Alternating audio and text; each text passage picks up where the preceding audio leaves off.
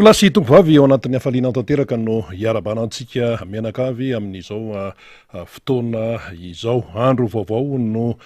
hitsahantsika amin'ity anio ity alakamisy 2 febroary 2024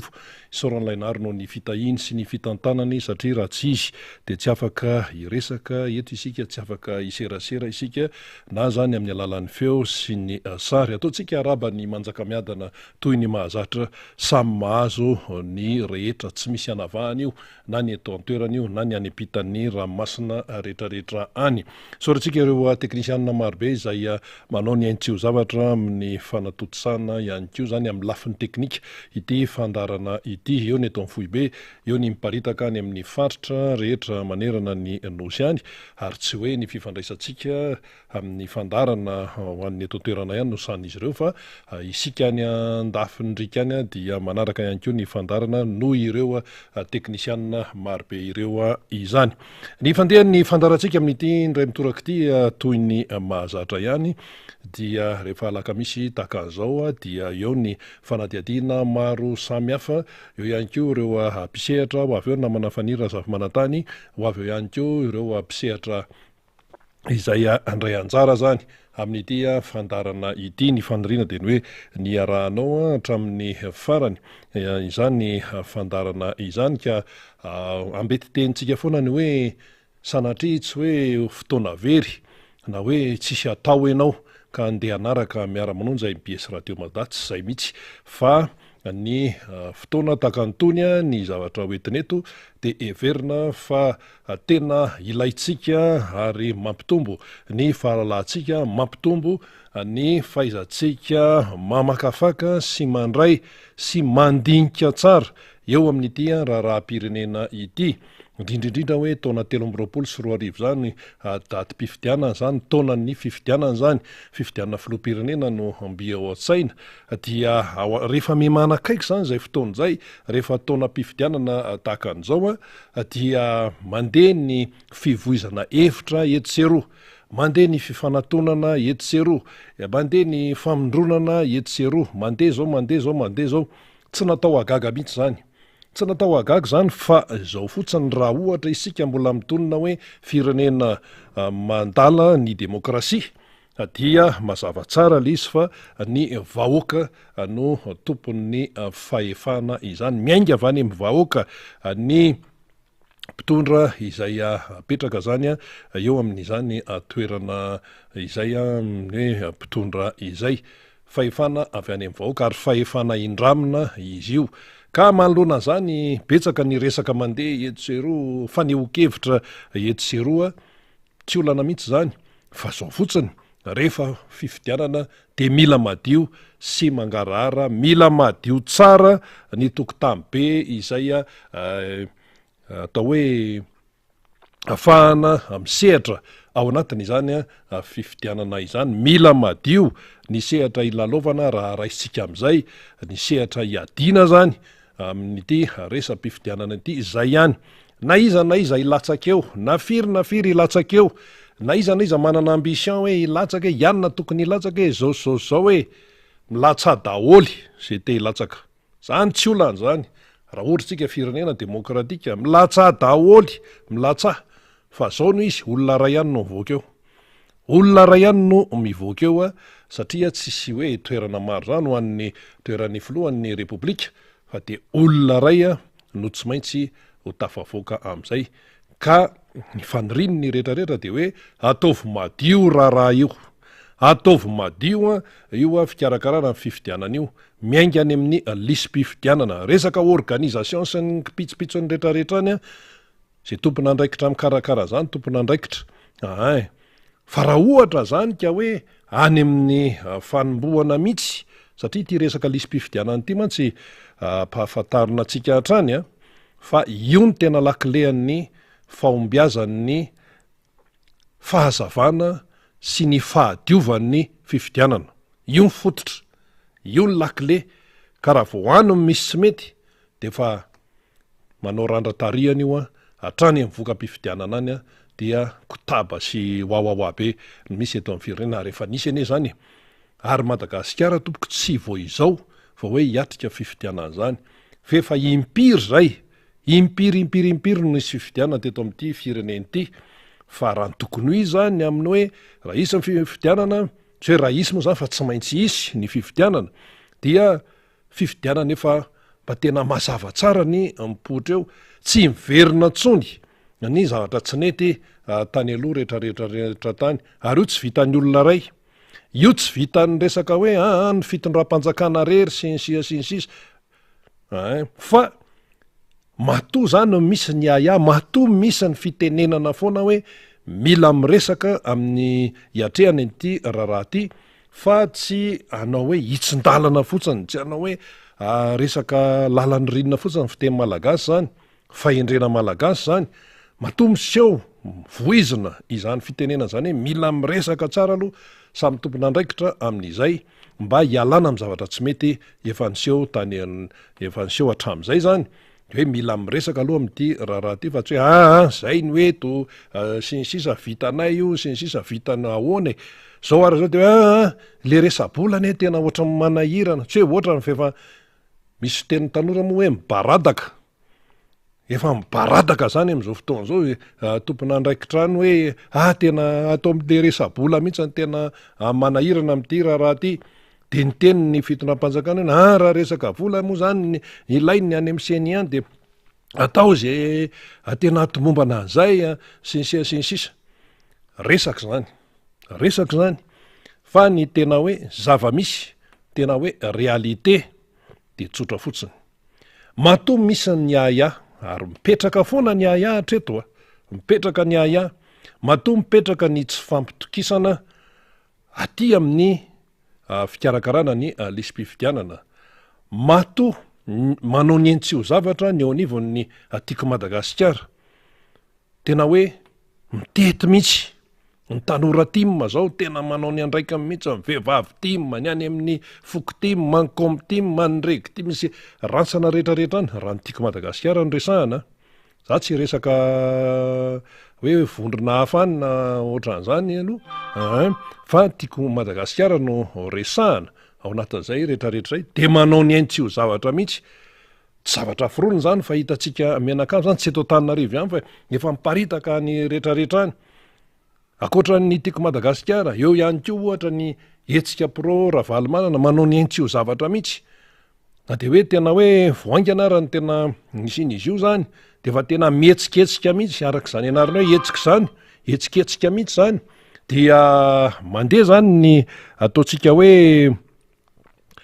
fandraisana andraikitra avy hatrany amin'ny raharaha-pirenena izany fa le izy aty am-panombohana zany de fa mailo ny olona ary zay le teneniny aty amin'tiako Madagasikara teneniny aty amin'ny RMDM teneniny président Marc Ravalomanana hoe mila mailo fa maninona moa ny mailo tsy maintsy mailo satria le ombonanana ny olona tsy te hiverina amin'ny zavatra tsy mety itsony ny olona matoa zany mailo dia misy manao zavatra tsy mety any rehetrarehetra any manao zavatra tsy marina manao zavatra tsy araky ny tokony ho izy lalam-panorenana raha moa vo hitsakitsaka ahoana moa ny tsy ho mailo lalam-panorenana raha vo hitsakitsaka nahoana ny tsy ho mailo lozika be zany zay de mila mailo foana zany rehefa eo anatrehany izay hoe raharaha-pirenena raharaha-pifidianana izay satria mipetraka lefa le tsy fampitokisana tsy manahirana be zany no atao hoe misehatra ao anatin'le izy ka ny fahamalona dia mitaky andraikitra tsy hoe mailo fotsiny koa anao de efa mailo zay fa rehefa mailo anao de mitaky andraikitra zay mitaky asa izay mitaky fanaraha-maso zay amin'ny atsipria mihitsy tsongoloy hatrany amin'ny tsipriany any raha misy anarana di zao de aza manaiky razafy aroso ny anaran'le olona nefa ataony hoe razafy ny rasoa olona samy hafa ane zany olona samy hafa zany ninona tenentsika io fa tsy io tsy vitany hoe ka mba disy tsy pelline zao tsia na anaran'olona ray ara no disao de fa tsy izy zany raha anaran'olona ray ara ny tsy ao anaty lisym-pifidianana nefa tokony ho ao izy mananjo hifidy izy de fa tsy izy zany raha misy olona tsy tokony hifidy ao nefa mbola misoratra ao de tsy izy zany nisy an'izany tamin'ny fifidianana farany teo hoe na inona resaka kara-panondro sandoka mampigadra ane zany kara-panondro zany no tena hoe ilazana amin'ny maha-olom-pirenena fa nisy zany teto tamin'ireny fifidianana farany teo reny na ny premiera tour na ny deuxième tour kara-pifidianana osoka kara-panondro ny tenentsika teo aona zao reny tao ambany tetezan'ny tanjombato reny tamin'ireny ohatra ny tao tsisy resaka hoe ahoana sy ahoana fa mandeha zany ny didy moa zany mivoaka vari amin'ny hoe mpikarakara an'izany amin'ny rafim-panjakana am'izany de tsy hita fa de de io izy io zany nefa ty misy miteny misy preuve ny tiako Madagasikara ane tamin'ireny nanao fitoriana lava be tarina isy zao miaraka amin'ny pirofo entina dolo amin'ny pirofo rehetrarehetra ary atao hoe fandrafetana n'izany fitoriana zany tamin'izany fotoana zany dia tsy hoe olon'olom-paola nanao azy fa olona manam-pahaizana no nandrafitra an'izany fitoriana zany nataony teo anivon'ny tiako Madagasikara tamin'le raharaham-pifidianana farany zany tamin'le 2018 petrapetraka tsara mihitsy misy avocat ao misy ray aman-dreny ao misy manam-pahaizana ao misy olobe kaondo nandrindra an'izany hoe satria mantsy ny fitoriana koa tsy maintsy ataonao mafonja tsara ary ny tena zava-dehibe de ny pirofo tena hoe matanjaka tsara tsy maintsy matanjaka tsara ny pirofo zany ary tena hoe misy pirofo tena hoe mitohaka amin'ny tendany sisa zay le izy zay de mivoaka va mola izy de hoe tsisy hoe ahoana fa zay fitoriana natao zany de tsisy vokany avokoa zany le izy aloha fa de inona zany ny voka-pifidianana teo de hoy isika tsy mahay ninina daholo ve zany reo olona nandrafitra ny fitoriana nataony tiako Madagasikara tam'izany de eny ary voaka ny didy zany satria didy moa zany didy pitsarano ny mivoaka amin'ny resaka hoe iranina zany lano lasa filoham-pirenena de nandeha miasa de ho avy ty ny fifidianana manaraka de ny zavatra misy am'izao fotoana zao ny aty amin'ny tiako Madagasikara ny aty amin'ny mpanohana ny président Marc Ravalomanana zany de manao ny andraikiny amin'ny mahatoko politika amin'ny maha-olom-pirenena eo ihany koa ny amin'ny mahampanohatra fa nga miafinafina moa ny eo amin'ny tiako Madagasikara sy ny eo amin'ny RMDM sy ny pro Ravalomanana rehetrarehetra any amin'ny fanoherana fitenenana zavatra tsy mety am'izao fotoana zao iny tsisy miafinafina zany ary milaza ny zava-misy ka raha hoe hiatrika fifidianana zany de efa mailo tsy maintsy atao ny fandraisana andraikitra mba tena hoe nandray andraikitra ianao niady ianao amin'ny tsy mety amin'ny zavatra tsy manaraka ny lalàna hatramin'izao mbola misy commune tsy manana be ny tanàna fa be ny tanàna efa milany dato mbola mitantana an'le commune zany ve de mety hatramin'izao eto sy arivo nyresahana maly intérim firenena hoentina amin'ny intérim ve zany izy ty sa ahoana intérim daholo zay eno rehetrarehetra ministera ary aloha moa anankiray nisy ministera anankiray efa nandritra ny embolana no intérim no nisahana azy ny prime ministre no sahana ny andraikitra tao amin'ilay ministera embolana ve de tsy misy ministra tena hoe feno fa de intérim vonjimaika zany foana no zavatra hita zany sy zavatra iainana sa koa atao vonjimaika koa ty fifidianana ty aiza koa nisy an'izany tsy misy an'izany fa tena aim-pirenena io aim-bahoaka io hain'ny malagasy io hain'ny Madagasikara io resaka fifidianana io satria miankina amin'io ny hoavin'ny firenena so ny ambadibadika any misy resaka hoe tena mety tsy tafavoaka ty fifidianana ty fa aloha hitarina kely ny fotoam-piasana tsy izy tsony zany efa fay malagasy tompoko mety misy mieritreritra any ambadika any matoa zay miteny an'izany de misy dikan'izay satria ny tsika mantsy rehefa misy zavatra goavana ohatran'izany eto amin'ny firenena de mandeha daholo ny kajy sasany efa mieritreritra hoe za zao mety ho lasa ohatr'izao za mety ho lasa ohatr'izao efa mandeha daholo ny calcul isan-karazany any an'ny tsirairay iny fa ny tompontsoam-bahoaka no tsy maintsy jerena ao anatin'le isa na inona resahana tsy manana excuse mihitsy na tsy manana fialan-tsiny mihitsy zay tompona ndraika sy mipitatana rehetrarehetrany amin'ny resaka hoe tsy ho vitany anao fifidianana satria zao tsy misy satria vao mipetraka teo amin'ny toerany Andry Rajoelina mivoaka ny didim-pitsarana mivoaka ny ACC de efa fantatra hoe amin'ny 2023 ny fifidianana manaraka. Inona ny excuse amin'izany? Inona ny excuse amin'izany? Efa fantatra zany hoe nandritra an'izay fotoana zay zany de efa mila mipetrapetraka daholo ny fikarakarana rehetrarehetra fa tsy vitan'ity resaka potomoty ity. Io koa mantsy toetsaitsika malagasy mihitsy io. Ty resaka potomoty lafo ty efa manakaiky le fotoana vao mikiropaka. Ka raha pirenena no atao an'izany de tsy mety mihitsy. Efa akaiky le fotoana vao mikiropaka, aizany ihany misy fotoana lavabe eo, tsy misy hoe zavatra fanentanana na ohatran'izany na tonga de fikarakana hafa ny zavatra hoe no karakaraina tamina milamina tsara, manaraka ny lalàna tsara, manana fotoana tsara, tsy mitovy mihitsy ny zavatra karakaraina ao anatin'ny fahamalinana sy ny fotoana maharitra sy ny hoe zavatra karakaraina ao anatin'ny apotomoty. Taitry ny olona tsy taitra rery vao mamaky takotra eo, zany ny fahendrena malagasy. De raha pirenena ve de ho atao an'izany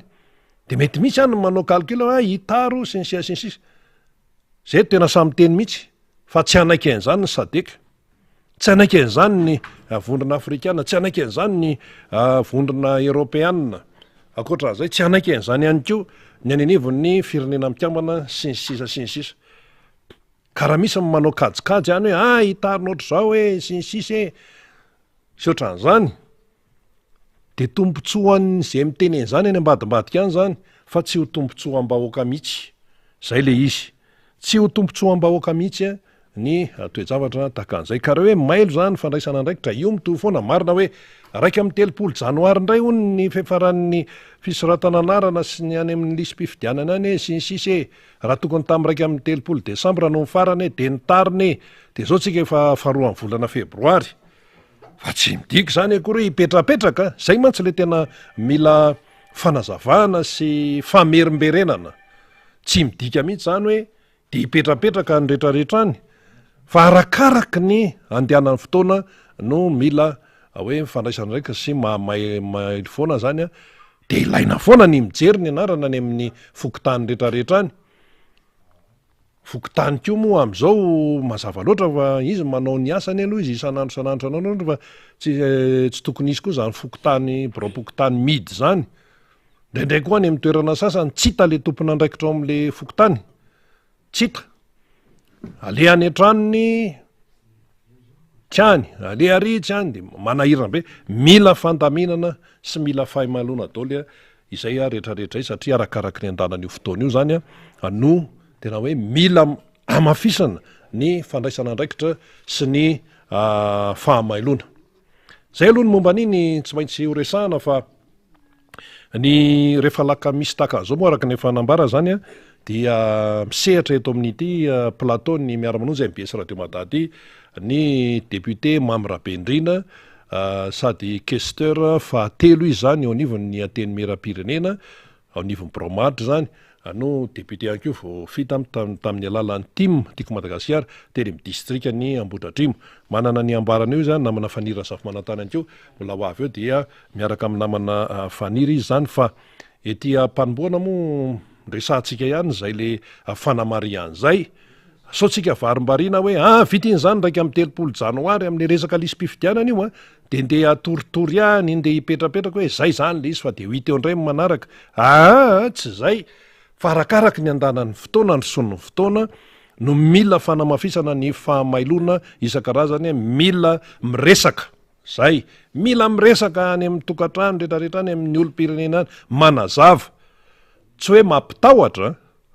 tsy hoe mampitahotra olona fa manazava tsara, ampanajana tsara, ajaina tsara ny olona satria zany teknikana communication daholo zany. De rehefa mazava tsara le izy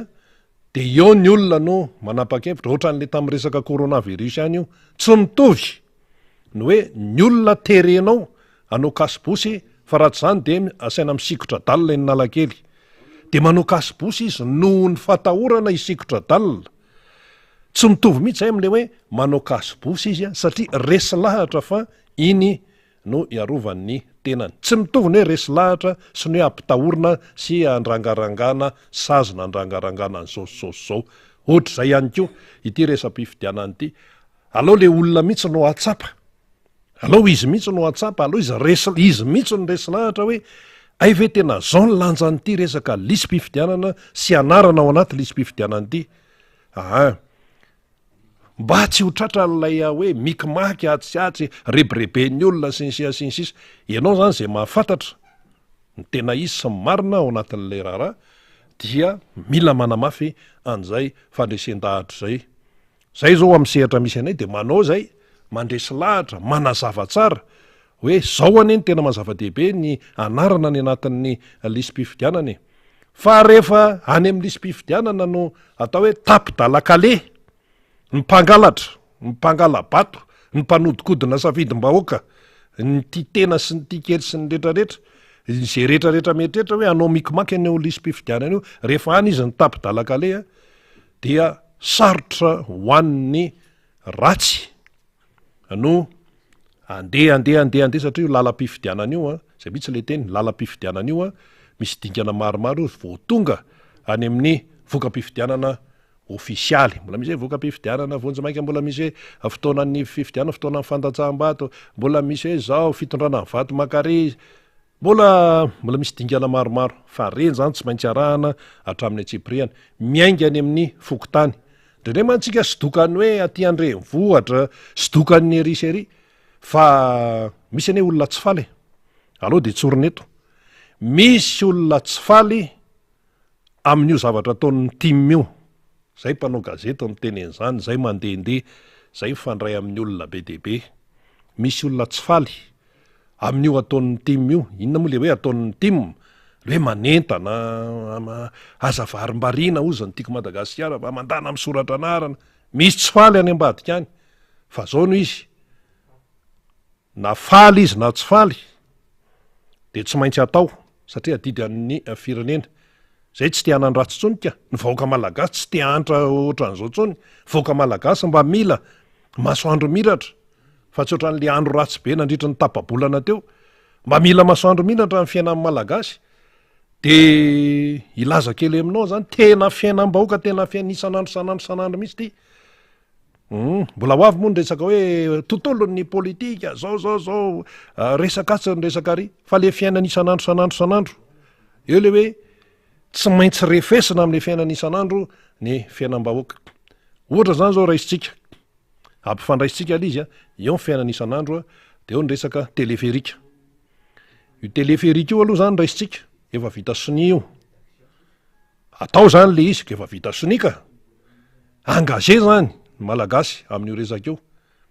tsy ny malagasy tsy ny vahoaka malagasy no ny teny hoe asio teleferika Antananarivo fa sitrapon'ny fanjakana ny nanao an'io zay amafisana tsara sitrapony ny fanjakana ny nanao an'io ary nanana ny fomba fijeriny sy ny fomba everiny fa hoe ampandrosoana ny tontolo ny fitaterany eto andrenivohitra ny fitondram-panjakana andry zareo zany zay manana masony izy manana ny sainy izy manana ny fomba zay na volavolain'ny tany izy sy noeritreretin'ny tany asa mety hoe ataotovy amin'ny New York sa ataotovy amin'ny Tokyo ty Tananarivo ty zany ve ny mety hoe nieritreretin'ny tany tsika tsy malala fa andry zareo zay fa eny ary tsy maintsy atao zany io teleferika io satria efa vita soni le izy ny frantsay no mamatsy vola alao aloha hitsikely tsy hoe mamatsy vola fa hoe mampindram-bola tsy mitovy mihitsy zany mampindram-bola zany hoe volan'olona tsy maintsy averina volan'olona tsy maintsy averina ary tsy isika am'izao fotoana zao no amerina an'io fa mety ny zanakao ny zavikelinao zafindoalika ny zavikitrokelinao zavim-paladianao no amerina an'io io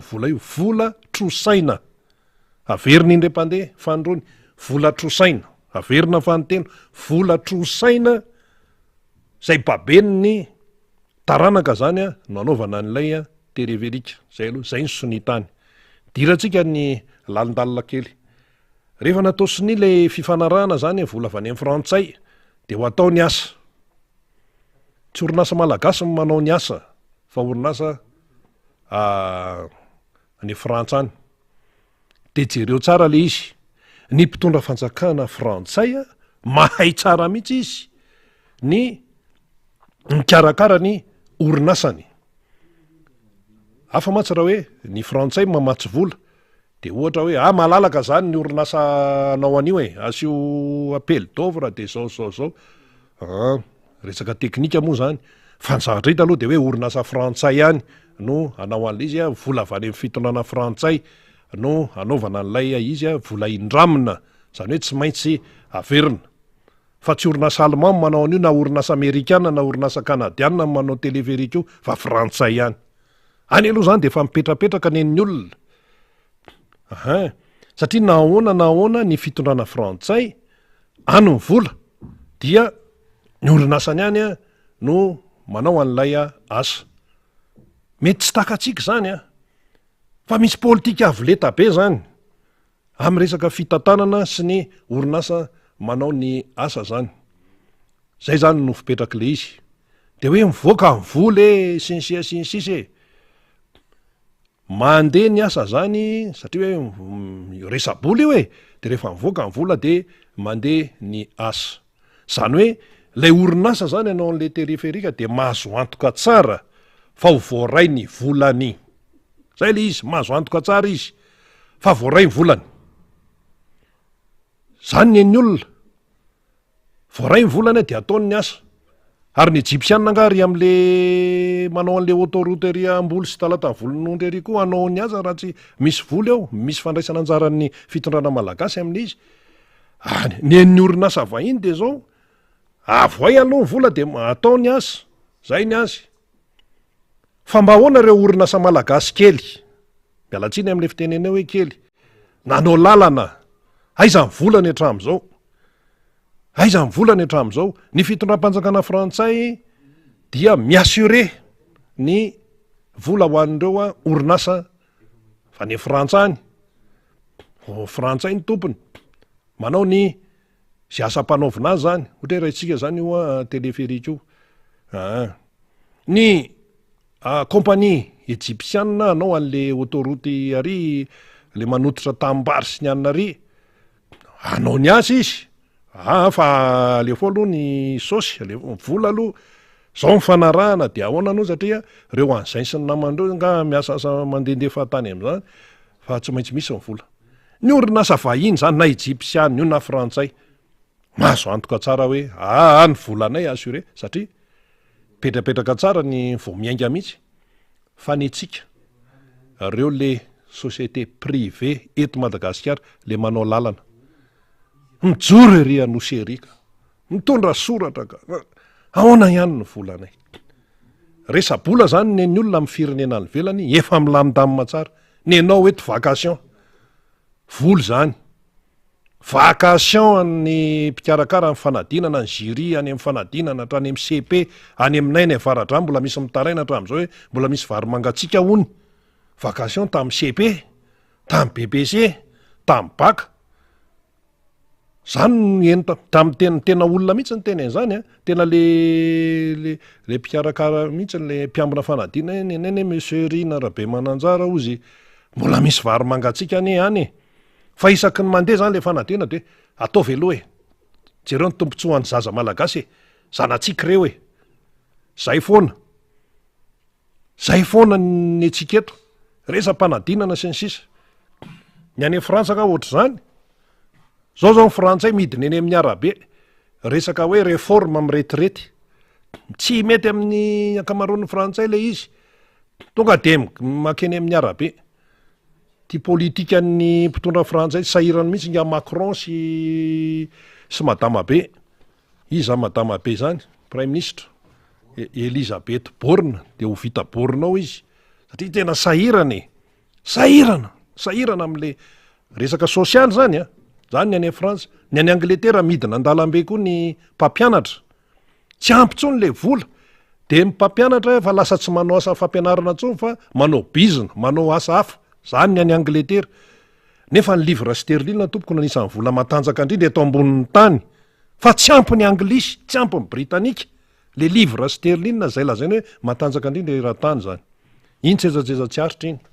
fa iverintsika eto amin'ny atsika atao ny teleferika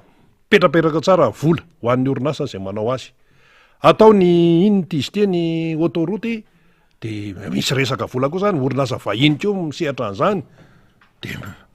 efa mahazo antoko izy ny volany zay zany le tiatsika antokavana fa atao ny hoe fanaovana lalana eto Madagasikara misy fandraisana anjara na orinasa malagasy ao anatin'le izy mbola mitaky vola foana hatramin'izao de mbola tonga any amin'ny hoe alao mihitsy aloha averina ny iny ty izy teo ny fanaraha-maso hoe isa marina ny tena nanao ny aza isa marina ny tena nanao ny aza sao de misy tsy nanao asa akory sinsisa zany ny eto amitsika zany natao hoe eto Madagasikara zany fa ny olona tonga de efa mipetrapetraka tsara de mampalahelo le zavatra mampalahelo hoe rehefa ny any velany ve zany no manao ny asa de tena hoe tsisy problema fa rehefa enao ny terataninao eto Madagasikara no hoe manao asa de lasa hoe aoka aloha miandry aloha resaka sosy io resaka vola io de mitanakanaka foana ilay malagasy ao anatin'zany rehetrarehetra zany de zay le izy ny amin'ny hoe ahoana zany ny hotoy an'ny raharaha ka zay ny ilana hoe tsy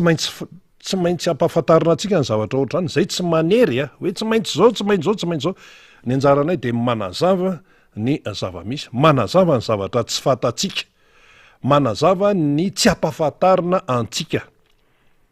io communication mantsy samy mitondra am'izay hitondrany azy io samy mitondra am'izay hitondrany azy any am'izay mapetipety azy le communication ity le resaka fifandraisana tontolon'ny fifandraisana ity zao mapetipety ana de ty ihany no teneniko fa ity tsy teneniko nefa io io le antsona hoe double arme tranchante rehefa hainao no mifehana azy araky ny tokony izy tsy mandainga tsy mamafy lainga dia velominy ianao fa rehefa tsy hainao no hoe tena mifehan'ilay communication zany fa zavatra lainga zavatra tsy tonga volana ny teneninao foana de amin'ny voalohany olona mety horesinao lahatra fa rehefa mandeha ny fotoanao fantatry ny olona am'izay ny tena marina de fototra any aminao io zavatra io zany zao zao ny tontolon'ny vanila manahirana be miresaka an'io daholy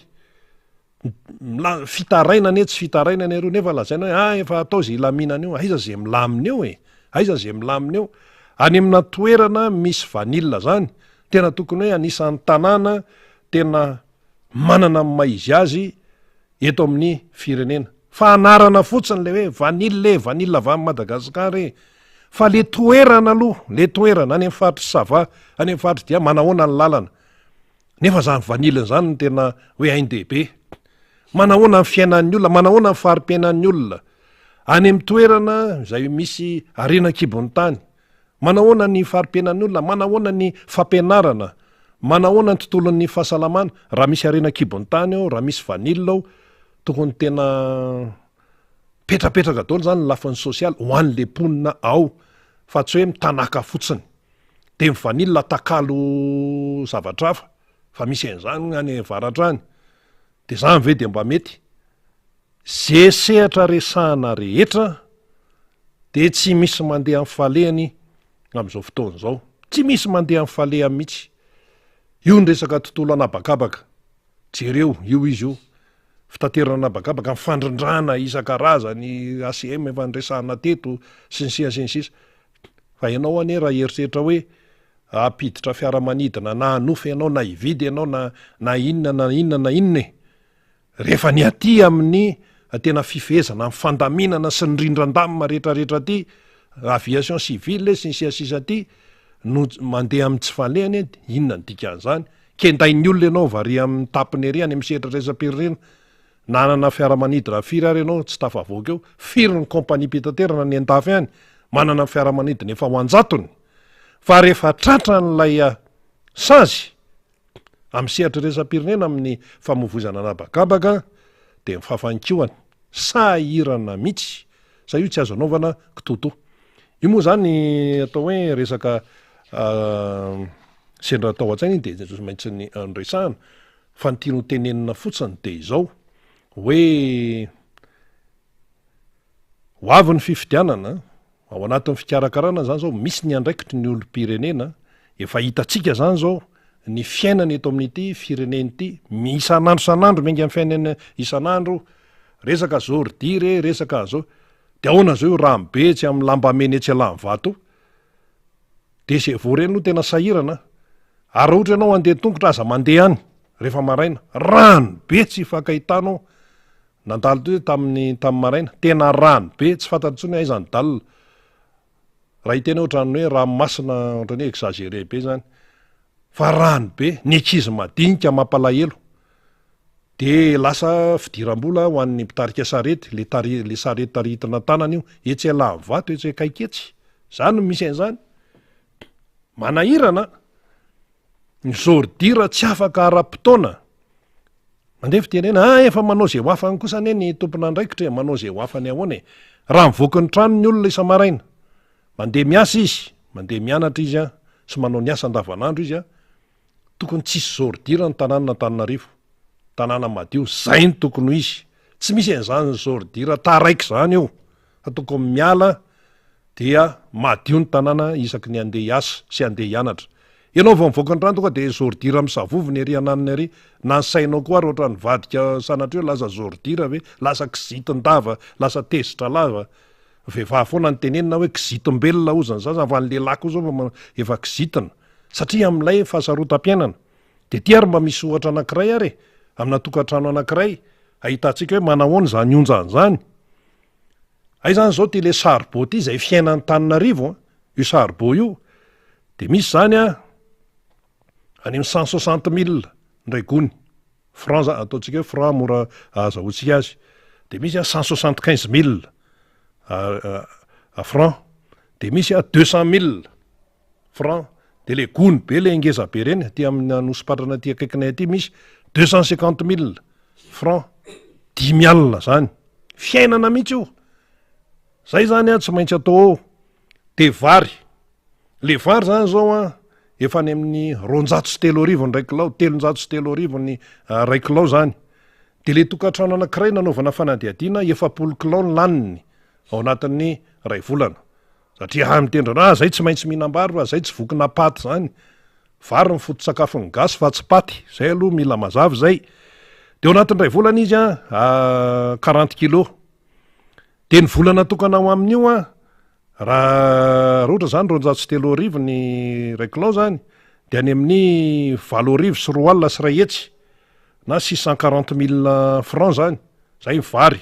de sarbo zany ary amin'ny 160 000 franc ary de ampifanampiany zay fa 800 000 franc vary sarbo fotsiny de avy eo zany mba hoe menaka ndray zany a 52 500 ny ray litre amin'ny casté zay zany no fidianan'le olona azy a de ampifanampio zay menaka vary sarbo de manome zany a 852 500 franc na 500 sy 7 alina sy ray hetsy ariary zay fotsiny vary menaka sarbo efa any amin'ny 800 000 franc mahery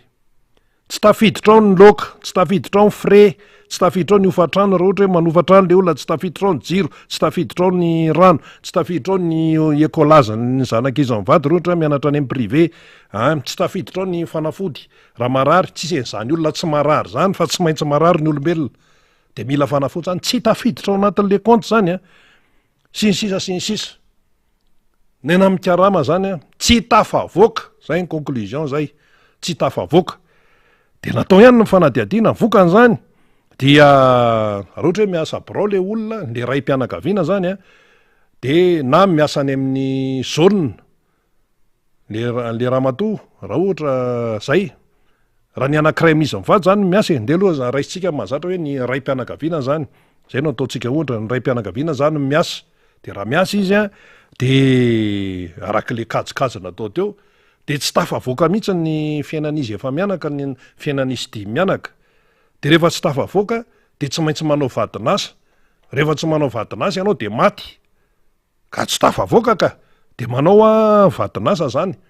de le ramatoa no misahana an'izay matetika le ranga zany ary de le ramatoa zany manao an'le asa vadinasa io misy karazany be deaibe ny tena betsaka moa zany raha fanadiadinana atao de mivaribaritra eny mivarotra zany le ramatoa mivarotra entana io fa tsy hoe mivarotra inona indray sao de mivarotra inona indray nieritreretiny sasany eny ambadika any voatra izy manao épicerie kely mivarotra fripy kely mivarotra any amin'ny gargoty kely zany no mifeno eto Antananarivo varotra entany sinoa zany no mifeno ary mivarotra entany sinoa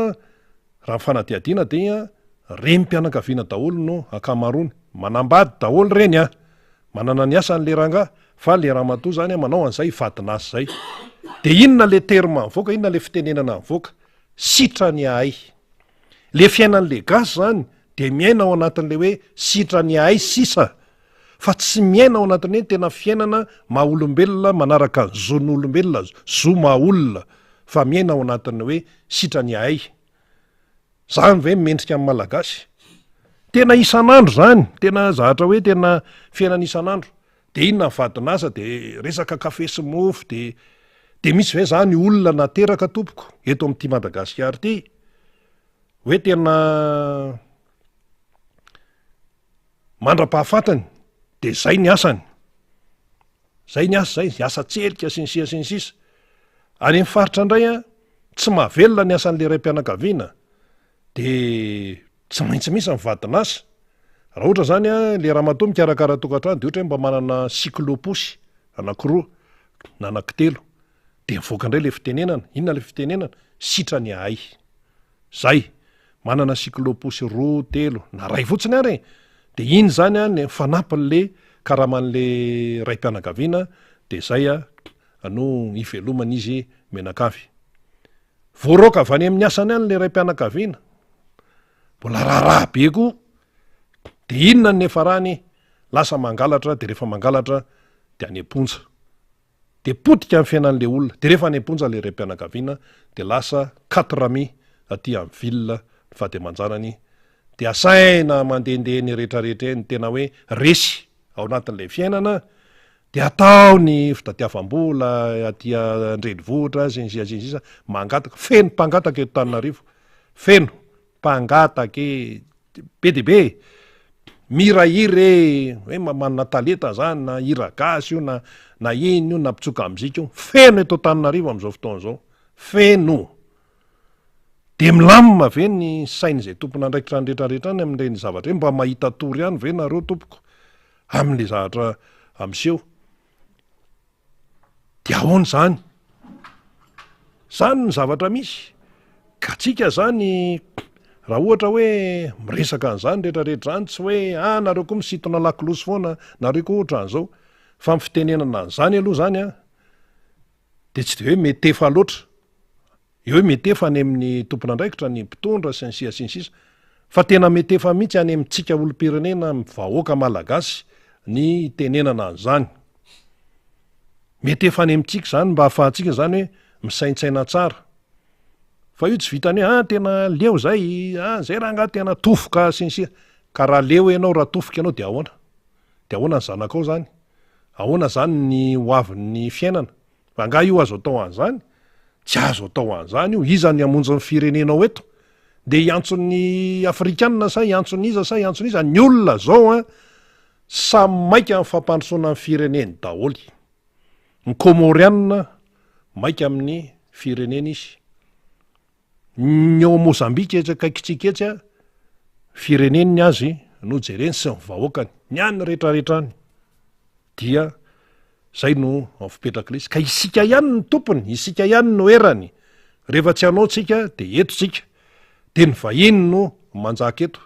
tia mba misy ohatra anankiray zany mba hoe entina amintsika zany fanadiadina fa tsy io zany tsisy retsaka hoe tsy fitiavana ny anana tsy fitiavana ny anina fa fanadiadina ary historika tantara zavatra nisy tika zao miresaka hoe karany zao hoe sinsisa ny karana aloha zareo mahay mifanampy zay aloha mahay mifanampy izy raha ny eto Madagasikara zany raha ny eto Antananarivo renivohitra isan'andro izy manana ny kolotsainany izy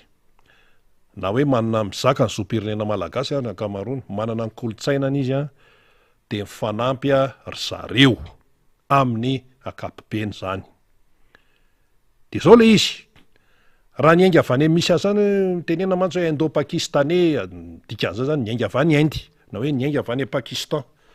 tany zany ny tena hoe razambeny zareo a de tonga de izy moa misy communauté misy fikambanana ohatran'izany de misy mampiavaka azy kely andry zareo samy manany azy fa ny tiany ho tenenina ny lesona azoana de hoe tsika matetika maimaika ery hitsikerany hoe io moa ataotsika koforoka hoe karany zao hoe maiky tsika hitsikera fa zao ry zareo mifanampy ary zareo mifampitsinjo ny ainga tany amin'ny aviany tany ene ireo lazaintsika hoe indo-pakistanais karanareo sinoako ohatran'izany ny aingavy any amin'nisy azy tany de tsy hoe olona tonga de miliardera tsy hoe tonga de hoe olona nanana be ny ohatran'izany fa ny sainy mihitsy no efa vonina hoe iary tsy tafavoaka ntsony aty amin'ny firenena aty any Inde efa amina miliara zao ny any Inde any ary tena hoe any ko de misy tena faran'izay mantra zay efa tany tamy 2007 misy 400 any misy tokatrano tsy manana WC any na mankany am'zany tanàna ny Calcutta zany na ny Bombay zany Calcutta aloha efa nandananay aloha fa de nahita mihitsy misy koa mpanao gazety namana tsy hanona anariny eto fa efa tany fa misy toerany fahantrana ihany koa fa ohatrohatry ny ety ihany tonga de hita baribary be zany ny elanelany manana sy ny tsy manana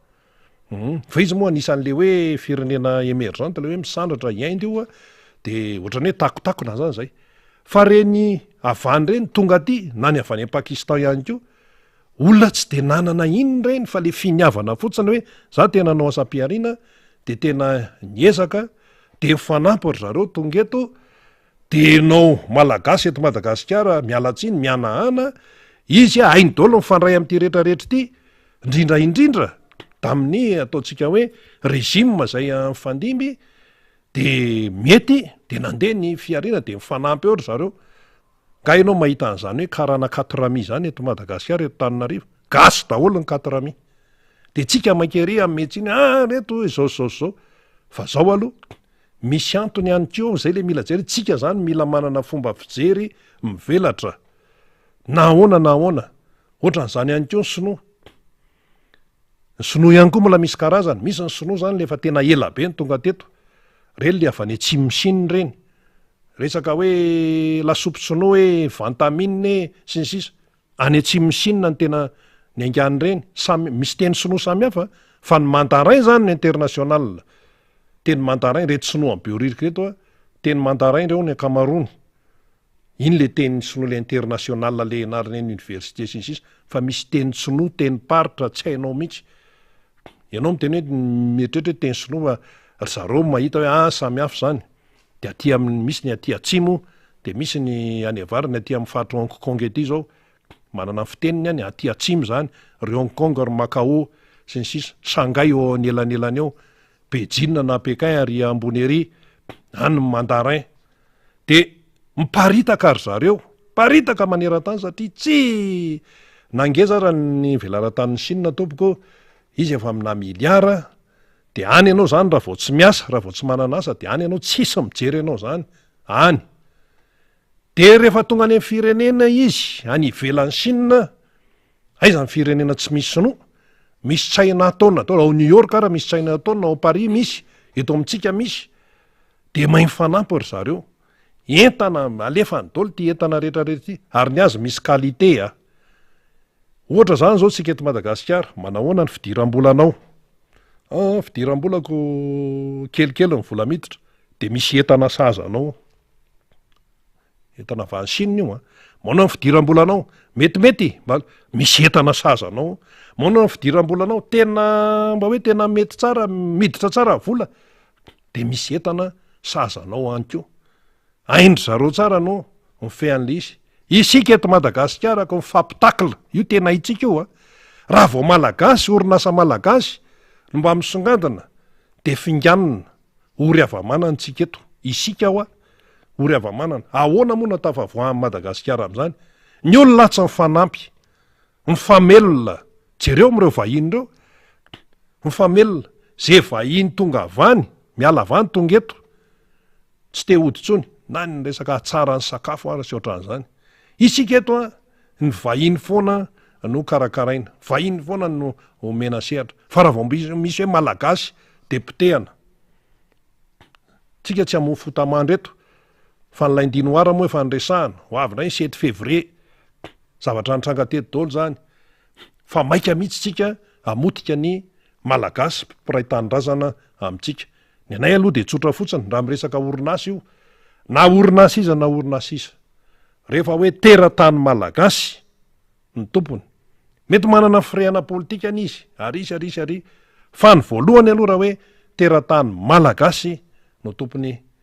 de mila toanana sy mila ampiana na iza na manao inona nahoana raha vahiny ny tongeto velole zay mifantay nahoana ny vahiny ny tongeto velo nefa mialany am'izay misy azy any izy ny sasan'zany anie euro kely nde ataoko hoe 10 000 euro ny entiny na 20 000 euro de milaza ao izy fa mpandrara nefa ny tena leany eto eo animbany zazavavy gasy fotsiny tsika koa moa efa piretin'le fahatrana ary io tsy voatery vazaha fa misy koa ny vazaha ny tsika moa rehefa avany velany any de lazainy hoe vazaha de misy ny vazaha mainty misy ny vazaha fotsy de tsika teren'le fahatrana de ny sasany animbany vehivavy gasy fotsiny no alehany ety de aveo a mandeha daholo am'izay ny fanamarina tena isan-karazana ho an'ny eto toerana hoe ahoana zay kosa ave zay tsy maintsy mihinanako zay tsy maintsy miaina vokatra le fahantrana atao anatiny de lasa potika hatrany amin'ny maha-olombelona de lasa viravirain'ny vahiny viravirain'ny afrikanina ohatran'izany fa ngaty Madagasikara ty hoe firenena hoe mahantra de hoe tany malemy anorenam-pangady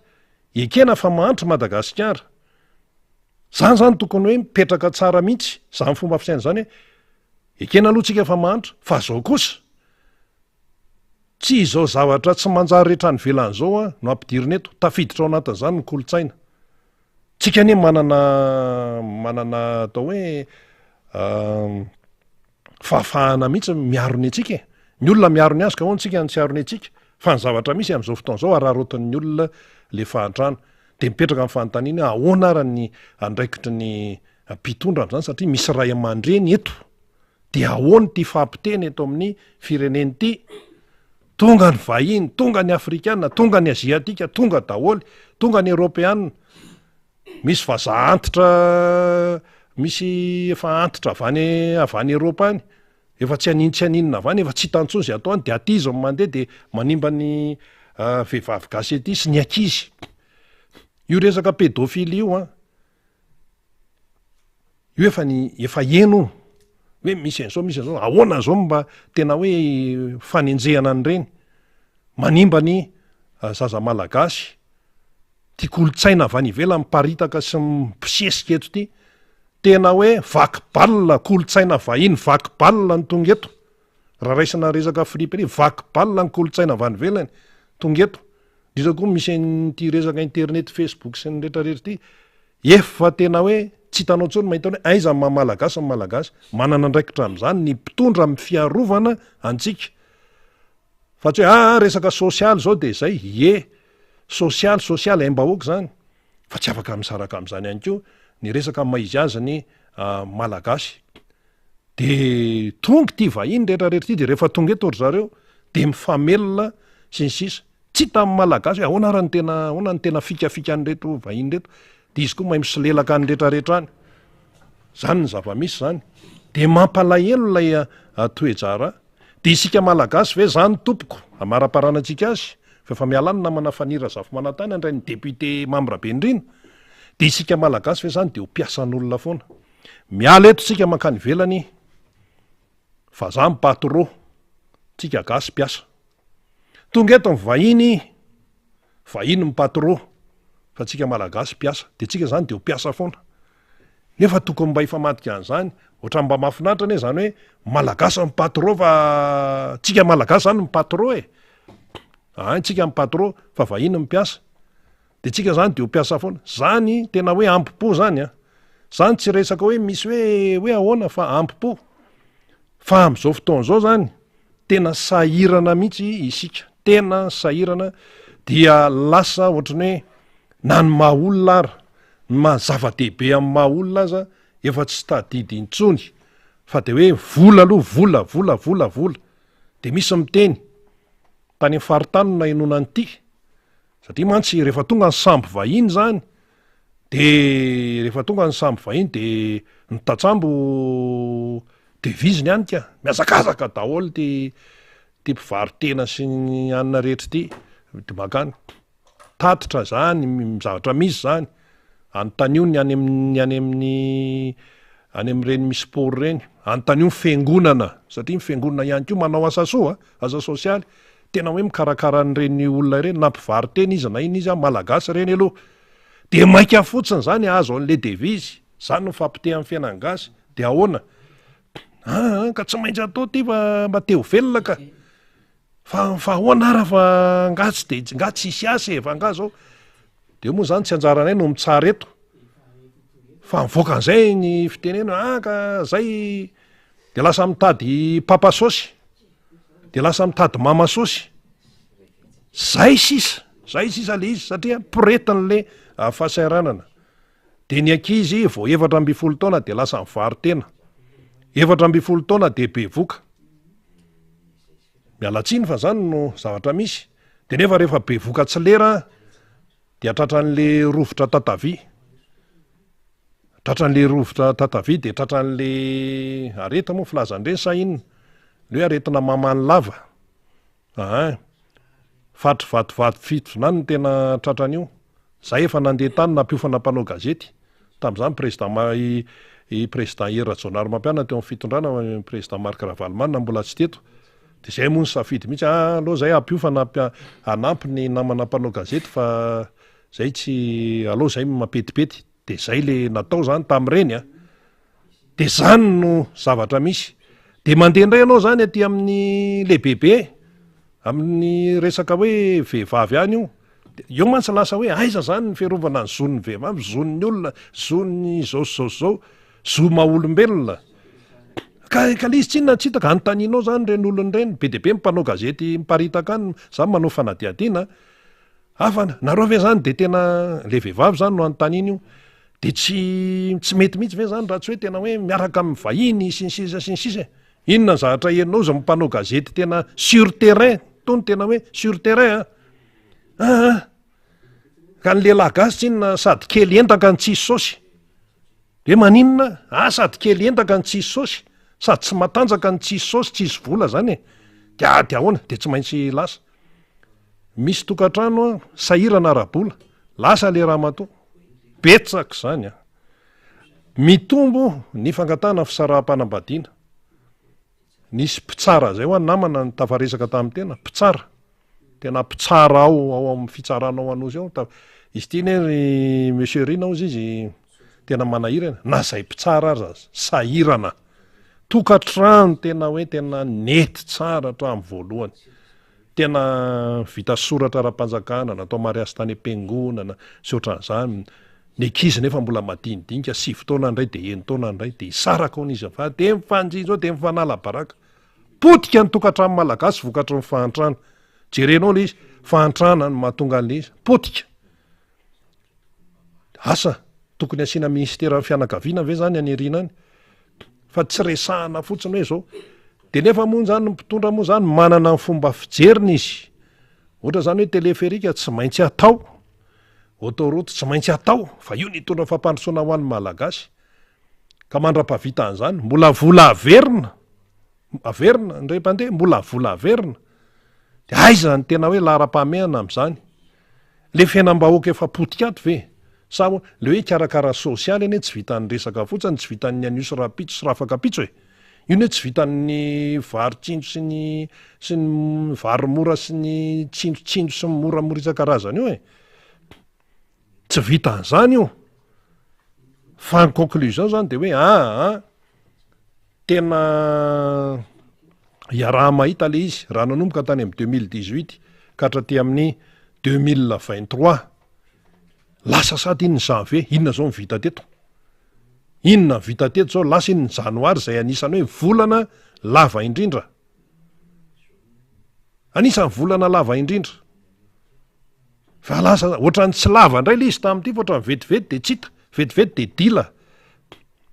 Efa febroary zao ohatrany tonga tsy lera koa le febroary de tsy hita ihany zay fandehany. Dikan'izany rehetrarehetra zany de ny hoe mila misaina tsara zany tsika, mila mandinika tsara.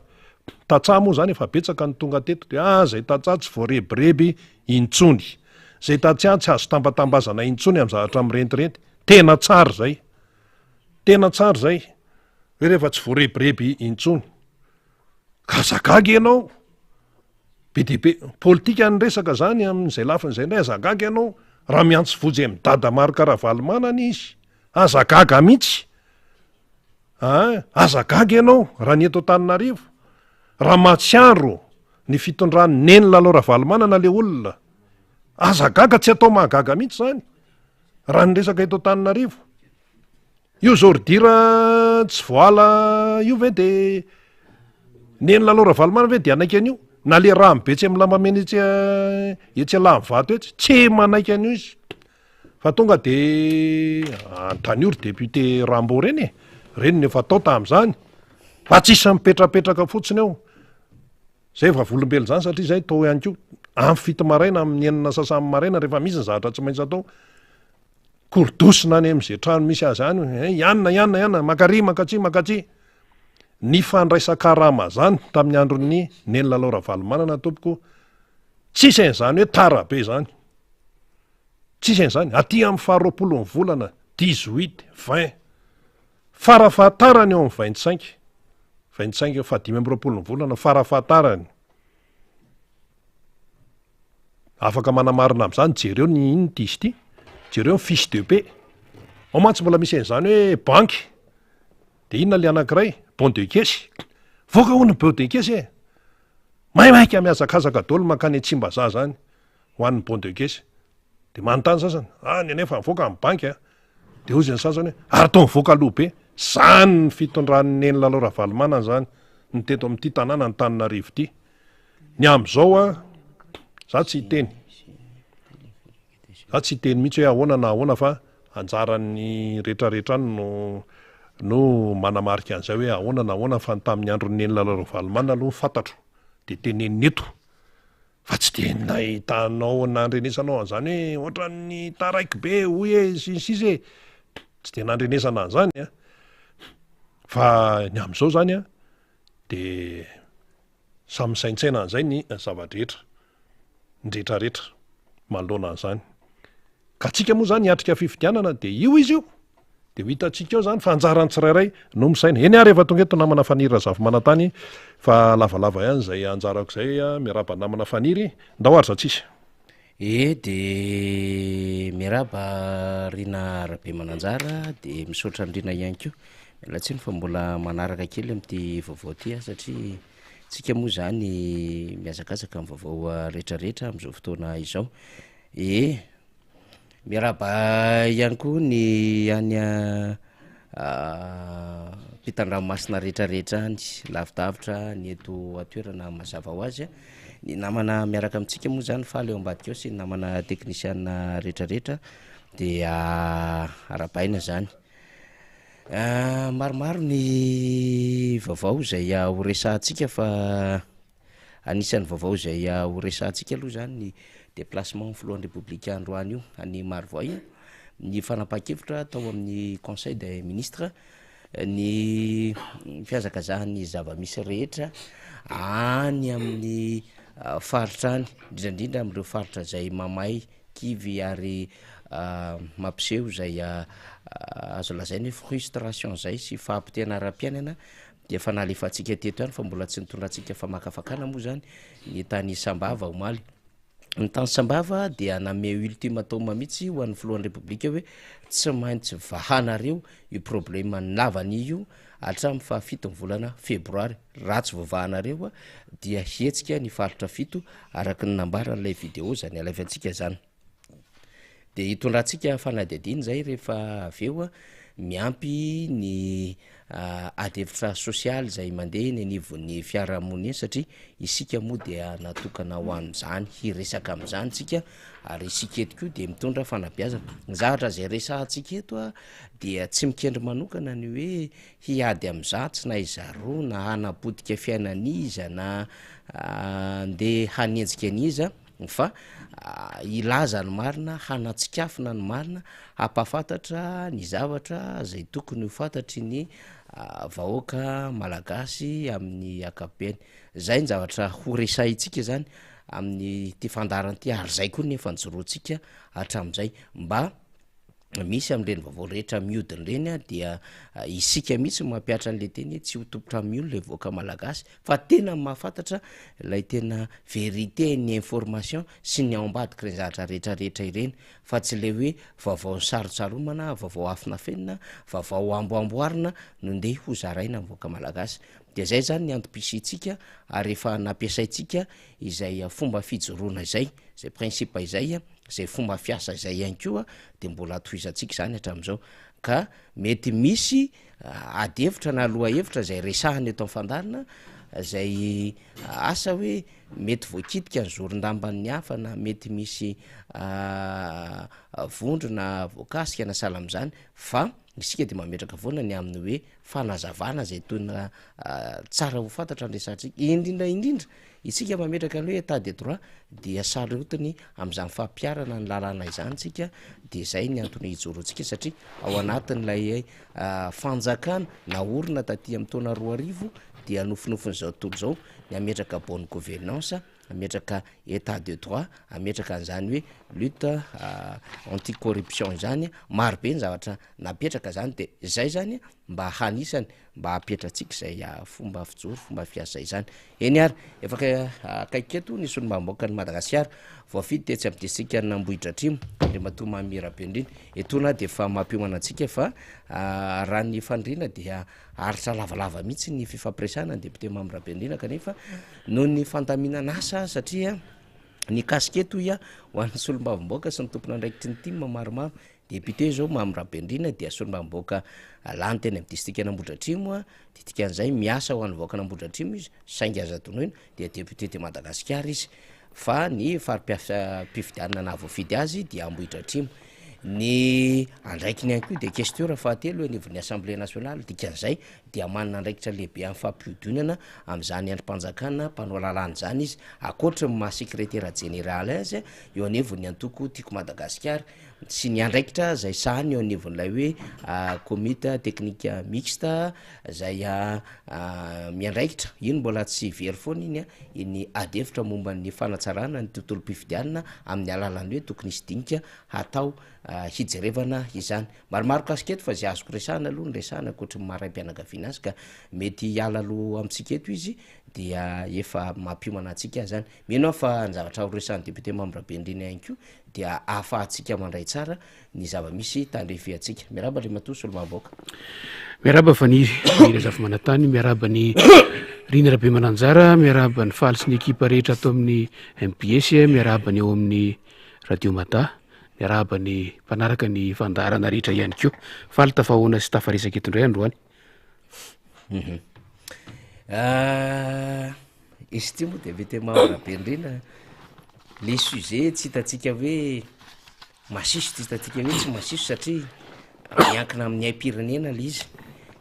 le fomba fiteny malagasy rery hoe taitry ny olona tsy mataitra fa taitry rery vao mamaky takotra zany mbola vatomandry any adevitsika satria mitarika zavatra marobe eto amin'ny firenena le fanambarana volan'ny repoblika tamin'ny vatomandry hoe atrahaja daholo ny resaka fotodrafitrasa na miezaka manao ny rattrapage na miezaka manao ny rectification le communication any aza ny mpanarady amin'ny filopenena amin'ny kabary nisy satria kabary tena tsy voalanjalanja ary tsy ampiheverana satria ny teny ohatran'ireny dia mikitika sy mitarika zavatra marobe eo amin'ny fitantanany raharaha mpanjakana zany am'izao fotoana itenenantsika zao ihany koa nefa dia any Marovoa ihany ny filohan'ny repoblika ina moa nataony amin'ny Marovoa zany dia nambara fa hoe hanao plan social ny fitondram-panjakana de io raha ny programa an'asa zany de hoe hizara vary, hizara masom-bolo sy fitaovana ara-pambolena, anao installation hoe jiro mandeha amin'ny herimasoandro azavana ho anao dia mizara reo fitaovana ilaina an-dakozia sy ilain'ireo vehivavy, dia misy ny consultation médicale, dia misy ny sakafo mafana zany ho an'ny mponina any toerana. Zay zany lay déplacement ny filohan'ny republika alefalefa mifaly miandalana eo ihany izy io rehefa aveo fa na izany naty zany na de teo ara ny tenin'ny filohan'ny republika zay tany vatomandry hoe atsahatra daholo ny asa rehetra fotodrafitrasa ary toromarika nomeny ministra, dia mbola tsy nerina akory ny herinandro député membre Bendrina dia naka fanapahan-kevitra momba ny téléphérique indray ny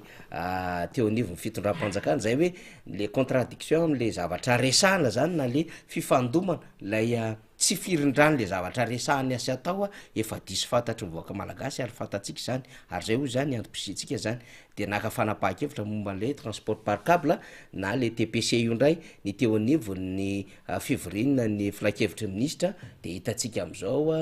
mazava tsara zany de ny aminy hoe famoahana apahambola voalohany premier tirage izy izy hananganana ny zotra volomboasary linina orange zany hafahafa ihany le izy anatin'le raharaha satria de hoe andao vonjena le malagasy lay trabona le malagasy le sahirana fa ty mikakaiky amin'ny vahoaka de ndao anao sosialy isika de gagabe tsika nefa misy vola avoaka ihany atao anatin'le caisse de l'état zany anaovana an'izay transport par câble zay itony manko de efa tafiditra ao anatina fotodrafitrasa ary tsara ihany manamarika fa 151 millions d'euros no vola ny indramitsika zany any amin'ny trésor frantsay mba hanaovana ity projet transport par câble ity, dia ny poma orinasa any ivelany sy ny kolasy nanao izany de hoe isy ny fametrahana pylône, de misy anko ny hoe vita 100 ny velany any miandry fandefasana azy eto Madagasikara ny kojakoja sy ny fampitaovana rehetra vola daholo zany ary tafiditra ao anatin'ilay trosa be atsika zay tsy maintsy hoefa atsika, de andala-pamitana ny famokarana ny kabina sy ny sisa zany ataotsika ohatran'izay le izy marina le izy fa vola ny indraminy fa tsy hoe vola etatary na miodina fa na izany naty zany aza dia misy apahambola zay tokony alohan'ny fanjakana malagasy any zay afana miroso ao anatin'izay asa zay to moa efa nisy nakana didim-panjakana am'le hoe utilité publique na filany vahoaka amina toerana samihafa fa tonga de ataotsika ina moa mahazatra azy papier d'ensemble rehefa miresaka an'le izy anaty taratasy mivondronao daholo izy ny aminao hoe afa nyresahana tamin'ny sabotsy tamin'ny vatomandry afa mifanapahan-kevitra raisina dia lasa ny azakazaka malvoa ihany ny filoham-pirenena fa rehefa mijery an'le programme an'le filoham-pirenena nefa de ohatrany hoe tohatry ny asana ministre ty tohatry ny directeur régional manao an'ireny fa tsy ohatran'ireny le plan social angeza be tena nandrasa mivoaka député membre Bendrina mino fa manaka ambarabetsaka am'izay ianao indrindraindrindra amin'ny masolomamboaka mpanaramaso ny asan'ny mpanatanteraka. Na be resaka tokoa io resaka iny kabarin'ny filoham-pirenena tamin'ny farany herinandro tany amin'ny fahasitratsinanana iny zay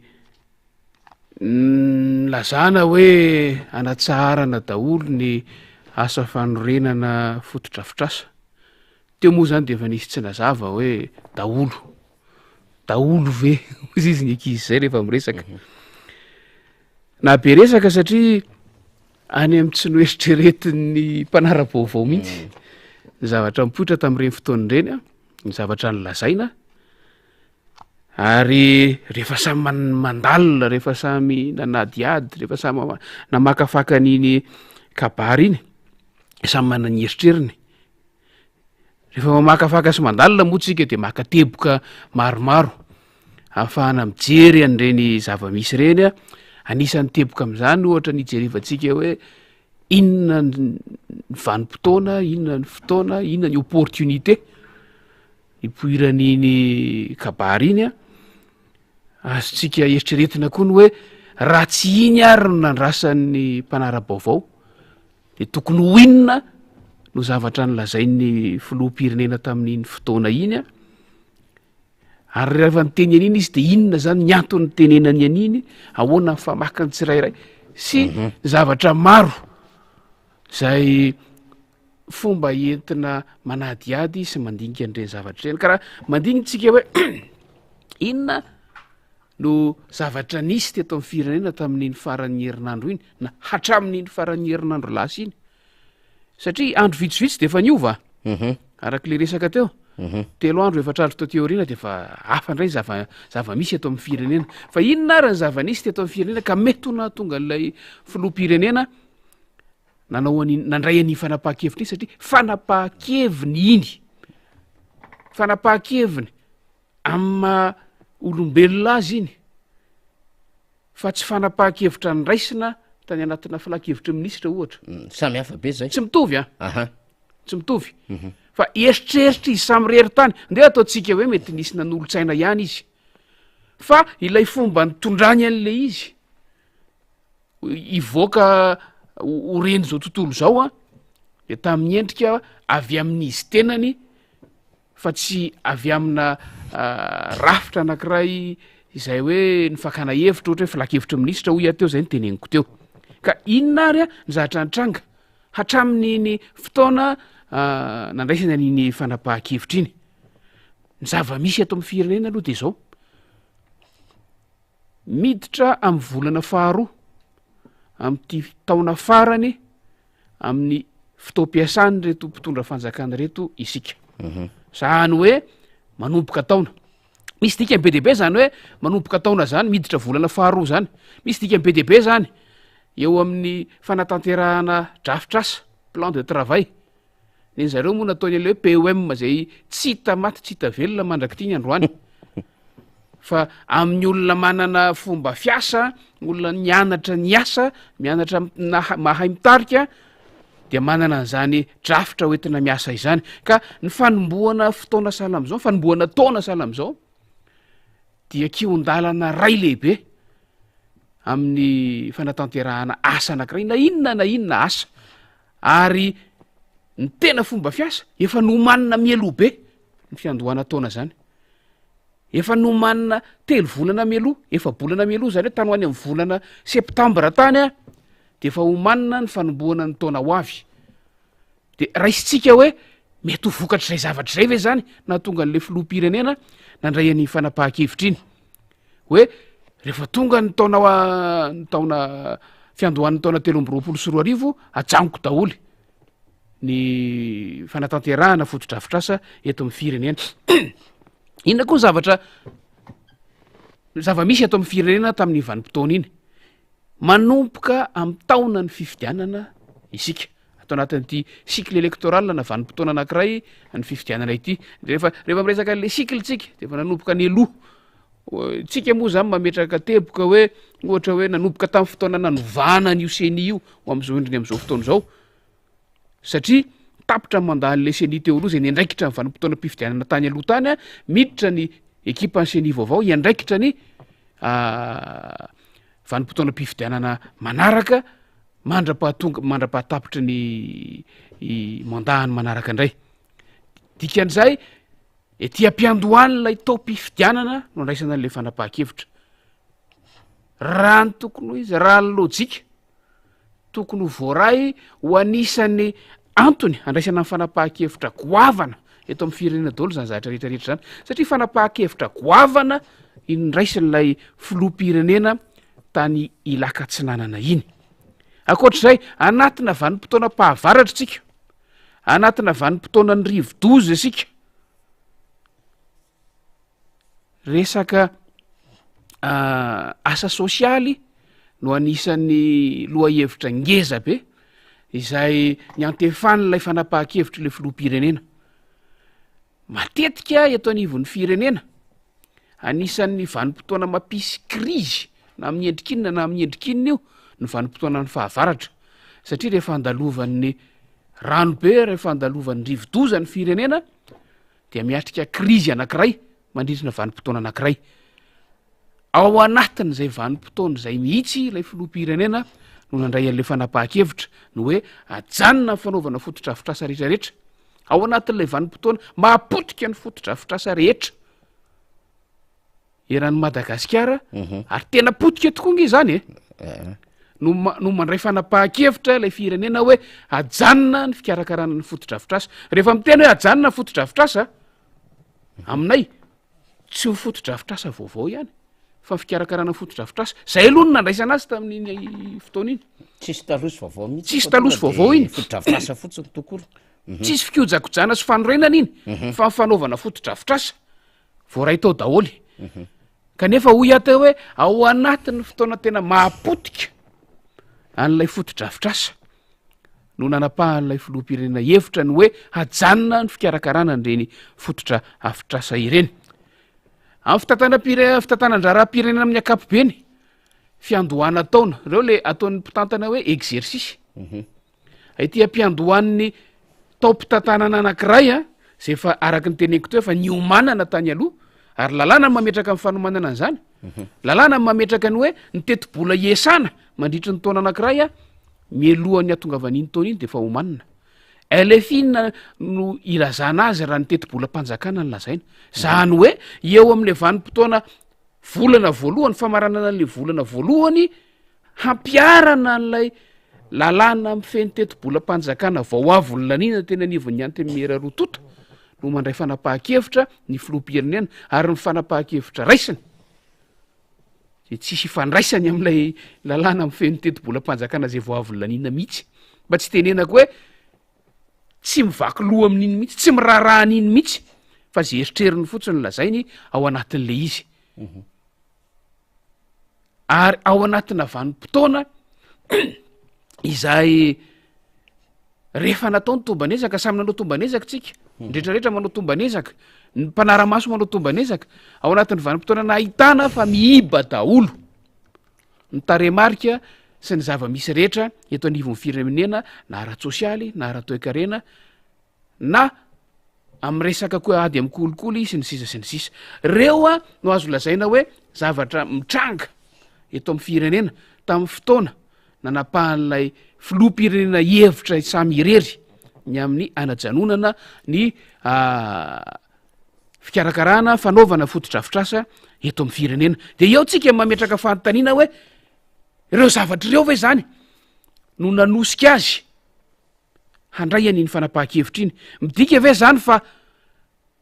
raha ohatra ka niiba daholo raha isiko hatrany amin'ny farany io raha niiba daholo ny taremarika sy ny vokatra hita tamin'ny fanaovana ny tombanezaka ny zava-misy eto Madagasikara de mahatsapa ve zany lay filoham-pirenena fa ny fanajanonana ny fotodrafitrasa fanajanona fanaovana ny fotodrafitrasa no vahaolana mety hapakatra an'io mahatsapa ve zany lay filoham-pirenena fa ny fanaovana ny asa sosialy zay tsy mbola voafaritra hoe amin'ny endrininona zay le lazay faniri tao hoe tokony hisy drafitra tokony hisy drafitra ny fanaovana lay asa sosialy satria lasa raharaha miainga avy any amin'ny faratapon'ny fitantanana amin'ny firenena le izy zao lasa ny filoham-pirenena mihitsy no manapa-kevitra hitarika n'lay fanaovana ny asa sosialy mbola hiverina amin'ny antsiprieny itsika rehefa avy eo fa midika ve zany fa avany olana anova ny taremarika ny fanatanterahana zay fanapahan-kevitra ny filoham-pirenena izay midika ve zany fa diso ny vinavina napetraka ireo teknisianina ao anatin'ny gouvernemanta izay araky ny efa nyresahantsika teto nandritra ny fotoana naharitra nanao zay farany azo atao mba tsy tenenako hoe nanao teryvaimanta hampandaniana lalàna mifeny teti-bola mpanjakana ho amin'ity taona ity teny anivon'ny parlemanta tamin'ny endrika tena hoe anterisetra teryvaimanta hoy midika ve zany fa diso eo mason'ny filoham-pirenena ireny vinavina zay napetraka ny teknisianina eo ambany fitantanany ireny ka rehefa migadona lay tao-piasana efa manomboka lay exercice de izy no manova le izy arak'izay eritreretiny sy everiny fa mapety azy midika ve zany fa tsy mahay mijery ny zavatra sahaza ny firenena ireo teknisianina nytendreniny filoham-pirenena anatanteraka an'izany asa rehetrarehetra zany eo koa le hoy ateo hoe fotoam-pahavaratra sy fotoana ny rivo-doza am'izao fotoana zao fotoana ny fifidianana midika ve zany iny fanapahan-kevitra iny a fa raha ohatra ka tsy ho karakaraina intsony ireo fotodrafitrasa ireo dia iroso maka mitsaratsara kokoa ny fiainana ara-tsosialy ny vahoaka ny fiainany vahoaka amin'ny akapobeny fiainana ara-tsosialy zay efa nresantsika nandritra ny taona maro teto nanomboka tany amin'ny taona 2024 makaty fa tsy nisy fiatsarany mihitsy ho an'ny vahoaka malagasy tsy tonga ny atokantrany vahoaka malagasy ny fiatsarany tsy tonga ny anaty vilan'ny vahoaka malagasy reo rehetrarehetra reo midingana voalohany hoentintsika amin'ny fanadiadiana aniny kabary sy fanapahan-kevitra no raisy ny ilay filoham-pirenena irery teo ampahitana micro teo ampandraisana micro teo ampandraisana fitenenana tany amin'ny tany ilakatsinanana iny kanefa rehefa mandinika tsika efaniry de mieritreritra hoe raha ohatra ary tsika tsy resy lahatra am'izay zahatra rehetrarehetra zay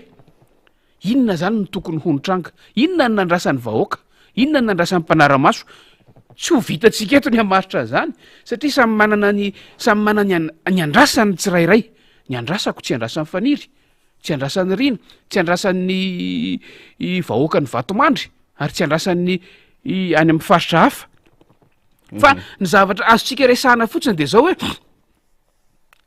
raha metraka paikady zay everiko fa efa tara satria efa tokony fampiarana amin'ny paikady zany volana janoary zany ho amin'ny taona ity ny tokony tsy ho adinoina ny maha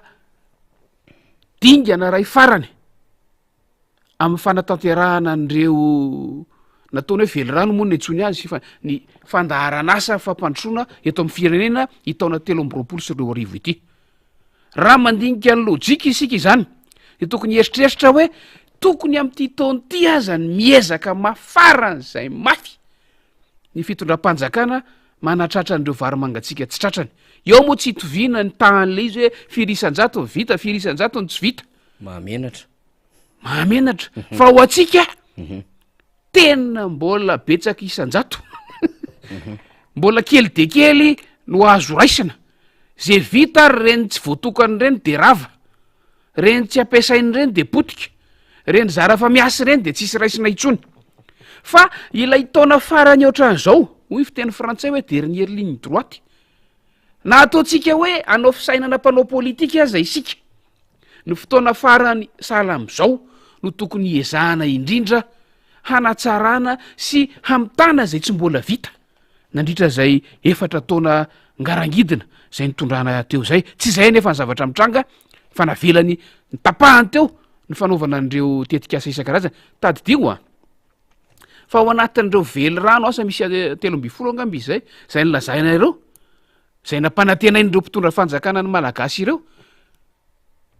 tsy mbola tsy manana taremarika tena matotra fa ny akamaronindreo de fotodrafitrasa faniry ny akamaronindreo de fanorenana fotodrafitrasa ny akamaronindreo de filana fotodrafitrasa mba tsy tenenako hoe ny asa andavanandro ny fitondram-panjakana koa de misy ny fikojakojana fotodrafitrasa efa misy na janona zany amin'ity taona farany ity ny fanatanterahana an'ireo akamarona vely rano reo raha izay no dika n'ity resaka ity eo koa no hoe fanatanterahana ilay PEM na ilay drafitra no lazaina fa hitantanana ny asa fampandrosoana ny firenena izay nolazaina ihany koa fa fototra ny aingana tamin'ny anatanterahana n'ilay lalàna mifeny tetibolam-panjakana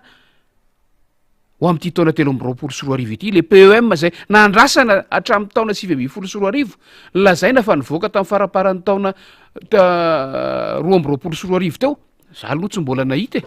samy miteny raha ohatra efa mahita de asehoy ny dikany zany a mijanona ny fampiarana an'io PEM io 3 volana sa 2 volana 3 volana sa 2 volana mbola tsy nanomboka de aty aorianan'le lazana fa nanehoana an'le izy apahibe maso averiko fa za tsy nahita an'izany da ny mbola mpanjakana teny amin'ny palais des sports ateny amin'ny CCI vata 2 volana ty aoriana de milaza le filoham-pirenena fa ajanona indray le izy ohatra ny kilalao-njaza nkely mitatana an'le firenena am'izany zavatra izany ary amin'ny taona farany ohatran'izao ho an'ny mpanao politika na tiatsika na tsy tiatsika manao politika mitondra fanjakana amin'ny taona farany ohatran'izao ny fanarenana ny endrika tsy metimety rehetra fa tsy tenenako hoe niendrika ratsy nanana ny fitondrana anankiray nandritra ny taona teo aloha ary inona ny fanarenana azy amin'ny alalan'ny fanehoana ny zava-bita amin'ny alalan'ny azakazaka eo amin'ny famitana zay mbola tsy vita ary zay no mahatonga n'lay foto-kevitra anankiray milaza hoe rehefa tonga ny vanim-potoana fampelezan-kevitra tsy misy tsony ny na manakaiky ny fampelezan-kevitra tokony tsy hisy tsony ny fitokanana fa am'ty moa zany satria tsy hisy tsony ny fikarakarana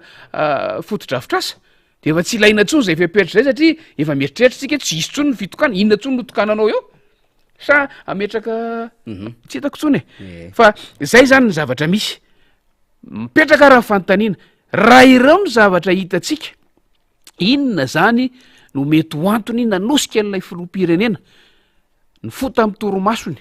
niala tany amin'ny toeram-piasany lampampanjakana tany nakany ilaka esta ilaka tsinanana dia nandray any fanapahan-kevitra iny inona ny mety ho antony de eo am'izay samy manana ny filazany rehetrarehetra samy mandinika tsika fa aloha tsika anitsy be ivantana be ijery hoe ilaza hoe tahaka zao fomba fijeritsika azy raha ohatra raisitsika ny fomba maivana indrindra de azo tsorona fotsiny hoe mbola manapirofo ray nyresantsika teto tamin'ny herina za tamin'ny tapabolana iny faniry le ho iaho hoe ity fitondram-panjakana ity no tena fitondram-panjakana napiatra an'lay fomba fiasa atao hoe demagogie mbola manapirofo an'izay indray mandeha zany iny fanapahan-kevitry ny filoham-pirenena izay nataon'ny fanta-bahoaka tany ilaka tsinanana iny raha izay hevitra anankiray faharoa efa enontsika eny amin'ny lalatsara sy eny amoron-dalana rehetrarehetra eny a dia midika hoe indrindra ny zavatra mitranga omaly sy ilay famonoana afy tamin'ity herinandro ity de azotsika ilazana hoe mety marina ihany ilay hoe tsy misy vola ahafahana manatanteraka tetikasa intsony ny tetikasa moa amin'ny akapobe ny vitsy de vitsy no hoe loharanom-bola anatin'ny firenena no natanterahana azy eto Madagasikara fa famatsim-bola avy any velany zany hoe ireny famatsim-bola rehetrarehetra nanaovana soni nanaovana fanarahana sy nafahana nanapa-kevitra natanterahana tetikasa reny ve zany tsy nisy ny voaka ny famatsim-bola nandrasana sy nantenaina tamin'ireny ka rehefa tonga ny fotoana farany salam zao de fa samy mahatsinjo zany le filoham-pirenena fa tsisy nininina azo tanterahana tsony rehefa tsisy ny vola tsisy nininina azo lo tanterahana eo e aodiko le fomba filazako azy raha ny voaka ny vola anaovana an'ireny tetikasa ireny mbola be deabe nge ny tetikasa nanaovana ratification tetsteroa nanaovana fifanarahana zay tsy mbola nanomboka akory satria mbola tsy tonga le lay dinga ny fahamoam-bola mato zany manapa-kevitra lay filoham-pirenena hoy a de fa mahatsinjo izy fa tsy hivoaka lay famatsim-bola de avady koa le fomba filaza azy mato efa mifanarahana kanefa fantany fa tsy hivoaka le vola de misy antony eo ary matetika ny antony satria tsy isika miandry an'le famatsim-bola de ny antony avy any ampamatsy vola hitatsika zao vao omaly fa nlazaina fa ho atomboka indray le TPC le téléphérique satria mivoaka ny famatsim-bola zay no antony a mivoaka ny famatsim-bola de ho atomboka indray ho atomboka ho iaho a tsy mbola nanomboka zany amin'ny ampahany zany voaka ny famatsim-bola manapirofo zany faniry fa tamin'ny sabotsy ny zavatra hitan'ny filoham-pirenena teo amin'ny tableau de bord fitantanan'ny fireneny a amin'ny fomba fitantanany azy a dia hoe efa ny ambiny rehetra hatramin'ny téléphérique io zany tamin'ny sabotsy raha tsy zany de efa niteneniny teo de efa azo ny antoka fa tsy hivoaka ny famatsim-bola de alao hijerena fomba ofisialy anankiray antony ofisialy anankiray a anajanonana an'ilay tetikasa na fa ity zahatra anankiray farany ity tena saripady ary sarotra inona kanefa tsy hoe tsy ho tanteraka tsy azo tanterahana akory de ny hoe midika ve zany fa isy ny fanodikodinana vola eo anivy ny fitantanana raha-panjakana détournement za tsy miteny hoe fangalarana fa fanodikodinana vola zany hoe raha raisina mantsy ilay kabary de azo adika ihany ko hoe ilay baiko nomena an'lay gouvernemanta nomena an'lay ministra tsirairay satria zay le fomba nytenenany azy hoe resahany ministra tsirairay nyteneniny daholo ministra anajanona ny fotodrafitrasa fanaovana fotodrafitrasa isaky ny ministera ireny baiko reny zany midika hoe aodony makany amin'ny asa sosialy ny asanareo firy am'ireo ministera reo moa faniry ny manao asa sosialy tiako tenenina hoe ny vocation an'le ministera mihitsy zany azotsika tsimponina tsirairay reo any amin'ny ministeran'ny asa vaventy ve ohatra azotsika eritreretina hoe isy budget ana asa sosialy takin'iny misy budget ana asa sosialy any fa zavatra kely any anatin'le ministera any fa tsy natao ho aty amin'ny raharaha-mbahoaka iatefa amin'ny vahoaka ohatra any amin'ny ministeran'ny ino ty teknôlôjia vaovao any ve isy tetibolana asa sosialy takininina sy ireo ministera hafa rehetrarehetra ireo fa raha ny fijeriko azy a lasa ho ministera mponina manao ny asa ministera mponina daholo reo ministera hafa rehetrarehetra zay reo mihitsy satria ministera mponina no azo eritreretina hoe manana tetibola ngeza indrindra am'ireo ministera rehetra reo hanaovana asa sosialy iantefa makany amin'ny vahoaka fa tsy ao anatin'ny ministera tsy ho an'ny mpiasa ministera kanefa nomena baiko le ministera rehetrarehetra nomena baiko io ministra rehetra hanajanona ny asa fanao ny andavanandro satria asa fanaon'ireo ministera hafa reo andavanandro ny fanaovana fotodrafitrasa nomena baiko reo zany hanajanona an'izay asa zay a de anodina ny asany hanodina ny vocation hanodina ny andraikitra ma ministera azy makany amin'ny asa sosialy ka hanao tambabe anampy ministera mponina zany amin'ny fanaovana asa sosialy fomba fijery anankiray zay de fanatanterahana azy a mbola zavatra hafa ihany ko fa fomba fijery anankiray ko hoe hoy ateo manapa-kevitra irery le filoham-pirenena amina zavatra angeza be sahala am'zany manova zavatra betsaka eo amin'ny fitantanandrara-panjakana zany manova hotsika teo manova ny fototra ingan'ilay lalàna amin'ny feny teti-bolam-panjakana zay voanylaniana 2 volana lasa zany kanefa ilay filoham-pirenena zany mandray fanapaha-kevitra ao anatin'ny minitra vitsy zay raisitsika hoe zay le jadona faniry zay le endriky le jadona izay efa tsinjotsika rehefa nyresahantsika foana ny fomba fiasany ty filoham-pirenena ty ary tsy gagitsika rehefa aveo rehefa nylazo faniry hoe fangasana filoham-pirenena mandeha mizara masom-boly fa angoniny daholo ho ao amin'ny andraikiny sy fahefany ny zavatra rehetrarehetra vao nanompoko ty fitondram-panjakany ty rezime ty de efa nanao fanamariany zahay hoe fangasana filoham-pirenena mitokana jiro eny amin'ny totobatonambondrona zay ngamby izay raha tsy diso fa efa ifarana le manda mbola zay ihany ny zavatra mitranga zany hoe le endrika jadona nemivoatra de tonga ny taona 324 tonga de le LFI le lalàna mife ny teti-bolam-panjakana mihitsy no tsopahan'le filoham-pirenena indray mandehany amin'ny ambavafony de ovainy ao anatin'ray mpimaso ny politika mpanjakana mandritra nyty taona ity amin'ny alalan'ny endrika jadona eo amin'ny fanatanterahana an'za zavatra zany midika koa zany fa misy endrika goavana be tsy fanarahana ny lalàna misy ao fa misy dingana apetraky ny lalàna fandraisana fanapaha-kevitra sahala am'zany ary lalàna rehetra mihitsy manomboka any amin'ny lalam-panondrenana ka hatrany amina didim-panjakana sy didim-pitondrana ohatra ihany ko rehefa nomena baiko le ministra dikan'izay de terena le ministra hanaraka an'izay tian'le filoham-pirenena atao sy lay nasehoan'le filoham-pirenena tamin'ny alalan'le didy jadona zany hoe terena le ministra hanao détournement terena le ministra hamadika ny tetibola sy ny tetikasa makany amina zavatra hafa zay indrindra ary minisitra rehetra fa asakasaka zay minisitra manaiky hanao an'izany anatanteraka an'izany ho hitantsika eo miandrotsika asakasany ho a hoe firy am'ireo minisitra reo a no anao hoe oui monsieur le président fa de ho ahodinay zany ty ho alefanay aty ajanonay ny asanay averiko fa misy ministera ao tsy natao hanao asa sosialy mihitsy fa rehefa mahazo mibaiko n'le filoham-pirenena ve zany de anaiky hanodina ny asan'ilay ministera ho any amin'ny zavatra asa zany hoe tsy misy ilana tsony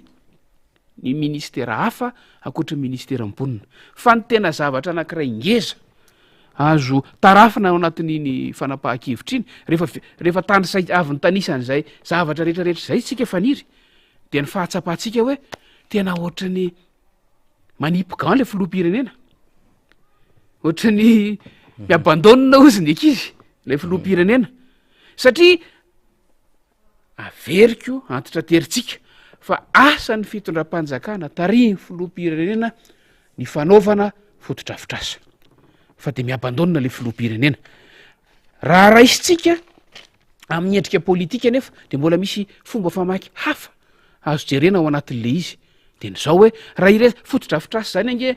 mahasahana ny resaka lalany zany resaka trano zany tranompanjakana mahasahana ny resaka ohatra hoe any marovoa io izy inona moa no atao am'izao fotoana zao am'ty rano be ty ry faniry de tonga de masom-bolo no zarainy mafana manavitra an'le olona rano be zay manimba ny fotodrafitrasa-pambolena fa tsy tokony fa fitsinjovana n'lay fotodrafitrasa-pambolena ve no jerena aloha ao anatin'izay hoy ateo hoe lalana aloha tonga de eritreritra zavatra hafa saky tena eritreritra atsy fa aloha tonga de eritreritra zavatra hafa fa raha ny zava misy amin'ny lalana eto Madagasikara am'izao fotoana zao tsy anjarako tsony ny tanisan'izany satria tsy ho voatanisa no tsy isy ny fandraisana tanana nreny fotodrafitrasa reny afaka volana vitsivitsy tapaka ny fifandraisana faritra rehetra eto Madagasikara kartianambato be sy anosy any sisa raha zavatra misy tamin'ny fanapahan-kevitra filan-kevitra minisitra omaly no afaka mifandray ho an'zay afaka mampiasa an'izay fitaovana TPC zay ny dikan'izay afaka volana vitsivitsy zay manidina ihany sisa no afaka hitety amin'ny Madagasikara manidina amin'ny hélicoptera manidina amin'ny fiaramanidina hoy ate hoe akaiky ny fitaom-pifidianana efa samy mandeha ny mpisehatra am'sy fifidianana na ny mpanao politika na ny antoko politika na mpanara-maso lazaina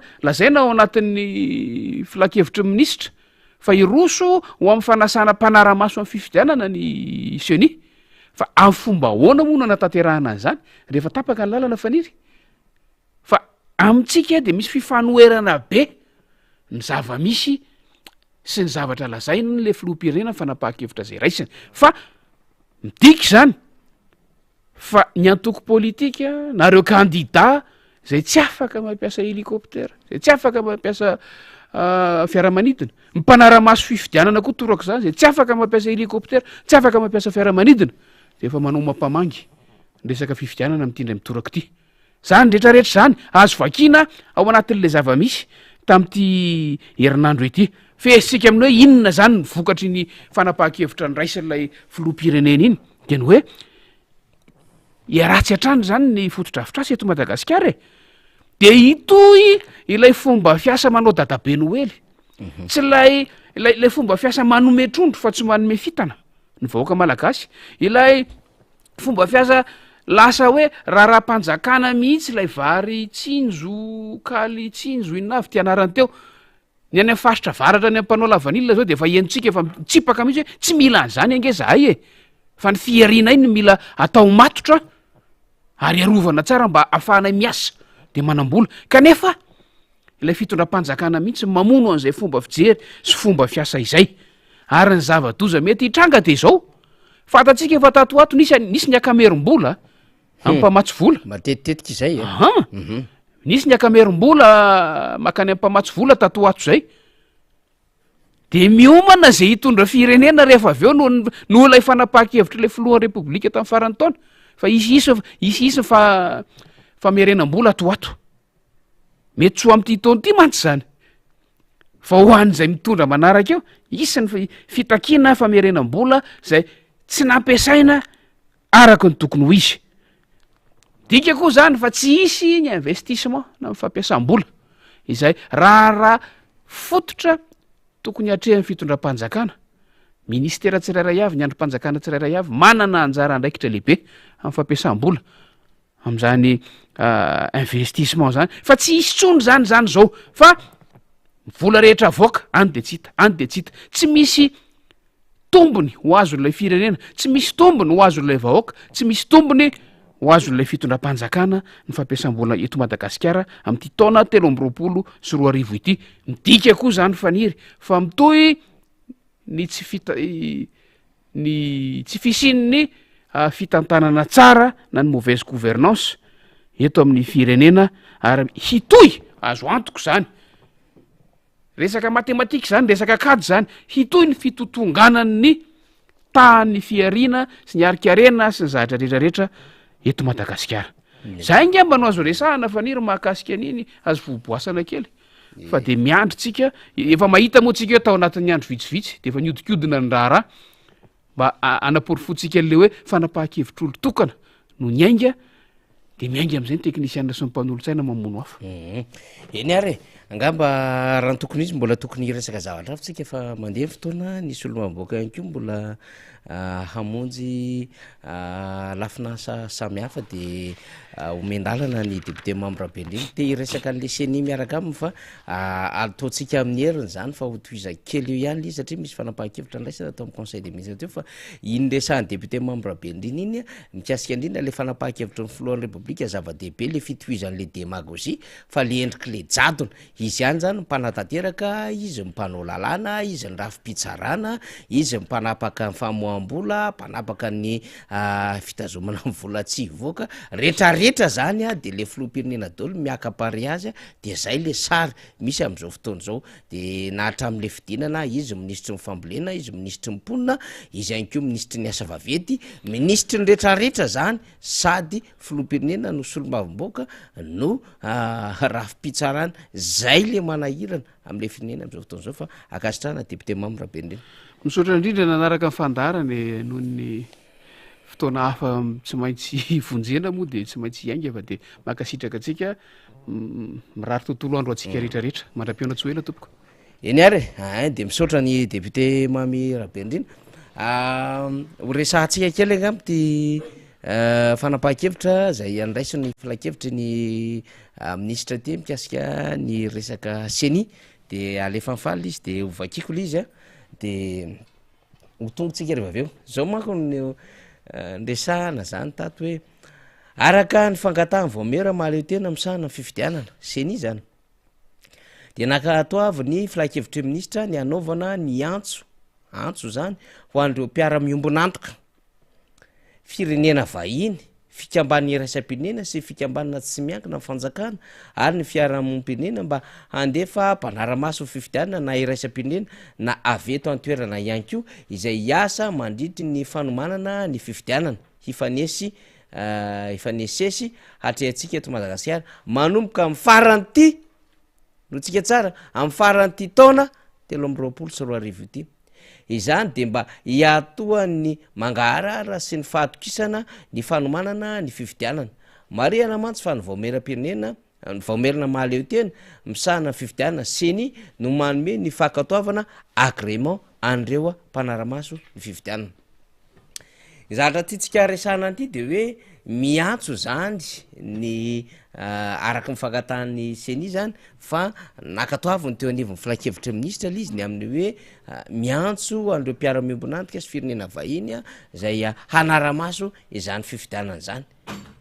de indrindrandrindra hiasa mandritry ny fanomanana eo manko zany no tokony hampamailo rehetra satria zao zany tsika de efa afaka zany ho an'ny mpanaramaso rehetra zany mijery ampidiro ny agrément ary manaramaso zany ny fomba fanomanana am'ty fifidianana ity de misy pista omeny ato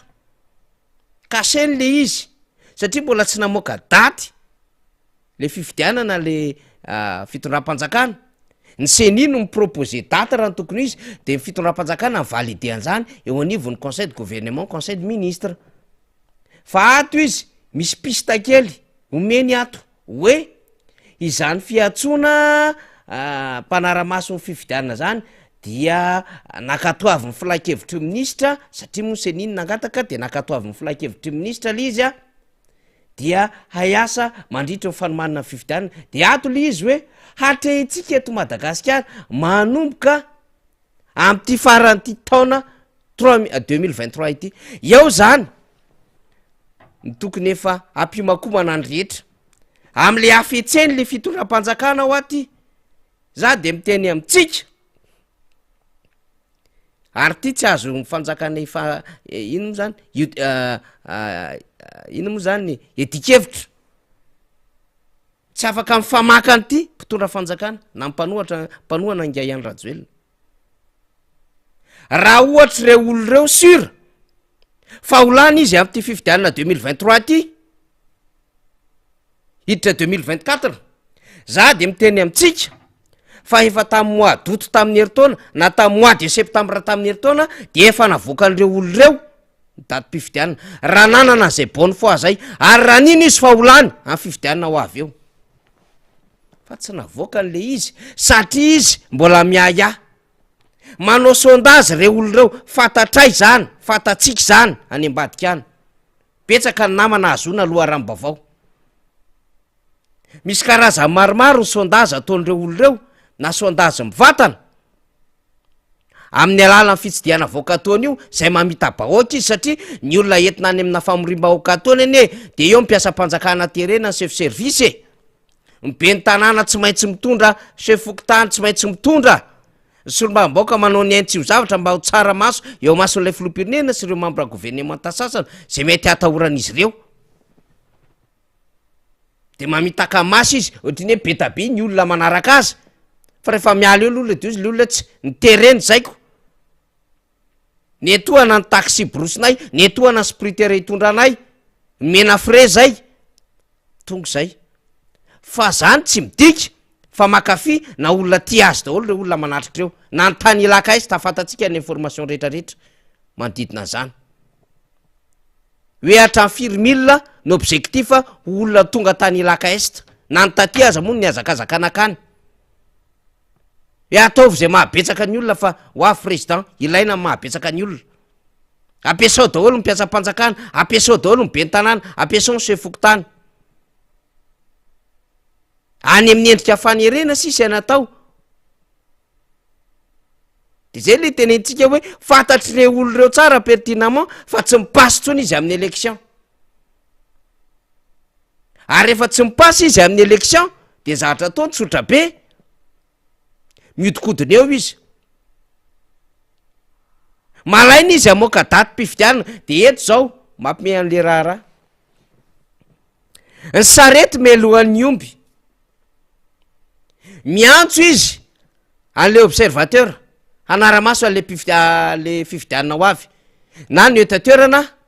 na ny any ampitan-dranomasina nefa le fifidianana ary tsy fantatry hoe rovina no atao ahoana daholo mipitsopitson-dalàna momba n'zany hoe asaina mifidy zany reo diaspora any ivelana ny circonscription électorale fantatsika tsara isaky ny fokotany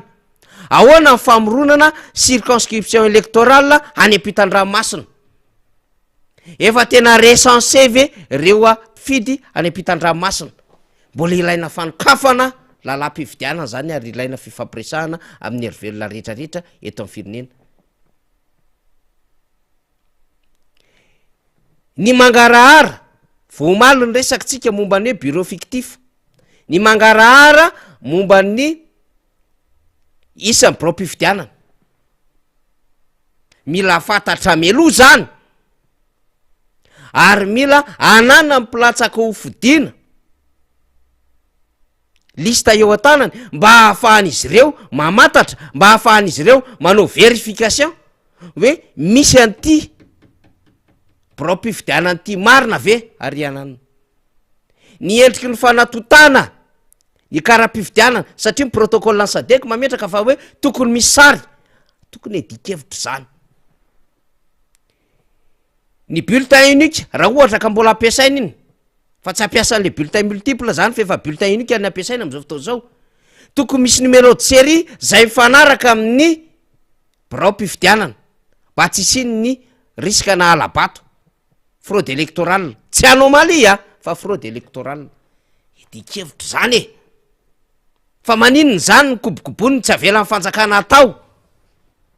de miantony eo le raharaha am'izao fotoana zao. De lasa le sarety melohan'le omby, inona ny antsonao mpanara-maso mpifidianana, le daty ara-nefitsika zao le 2 février tsy mety avoaka n'lay fitondram-panjakana le daty, satria na iproposé daty aza seny raha tsy validé ny conseil des ministres tsy possible. Tsy maintsy misy koa ny taratasy ho raisina ny convocation des électeurs na fainakany ampifidy an-datsabato amin'ny fotoana zay ahavoatondro hanaovana n'lay fifidianana. De io zany zao tsika mahita piste hoe fifidianana atrehatsika amin'ny faran'ny taona 2023 dikan'izay zany anoany zany ny eritreretin'lay fitondram-panjakana. Kanefa hoy mbo fantatra fa betsaka amin'ny manœuvre any ambadika any tiana ny morana ny fifidianana io, betsaka amin'ny manœuvre any ambadika any iketrehana tetezamita ho an'io mpitondra fanjakana io. Mahafantatra an'izany tsika en connaissance de cause tsika, ary misy niveau d'information ananatsika par rapport an'izany zavatra zany, fa vitsy ny zavatra azotsika resahana eto amin'ity fandarana ity. Zay apprécianay amitsika hoy isika hoe aza mitady misertra comprendre hozy izy ny député fetra zay, fa anjaranay ny ambona fa ny atsika vahoaka de zao soratiny ny anaratsika dingana voalohany fotsiny ihany fa anao révolution tsika électorale, anao révolution ngezabe tsika amin'ny fifidianana ho avy eo. De efa hitatsika iny ny piste, tsy sa mamoaka daty izy fa ballon de sonde iny omena any faran'ny taona. De hitatsika eo ny anaovany azy, fa tsy mahatoky re olo reo ho lany. Izy fatrapiteny io hoe mendrasa fifidianana e, azakorotanina ny firenena e, ndao atsika hanao resaka changement démocratique e, ndao atsika hanao alternance démocratique e. Tsy mety tsony ny fanonganam-panjakana e, fa izy amin'io manongam-panjakana mety. Ok zay fitaritana vahoaka hidina an-dalambe, fa izy tamin'io nitondra vahoaka an-dalambe. De le ministre ny teny hoe droit absolu zany midina an-dalambe zany, fa am'izao fotoana zao tsy droit absolu zany. Everony zareo ho déstabilisation fidinina an-dalambe raha ohatra ka misy mpivarotra kely etsy malahelo amin'ny fomba nanesorana azy tamin'ny tseny etsanalakely sy sorance berika. Raha ohatra ka misy soferana taxi mitaky parkiny eo, de ozy zareo hoe atteinte à la sûreté intérieure de l'état io, déstabilisation io,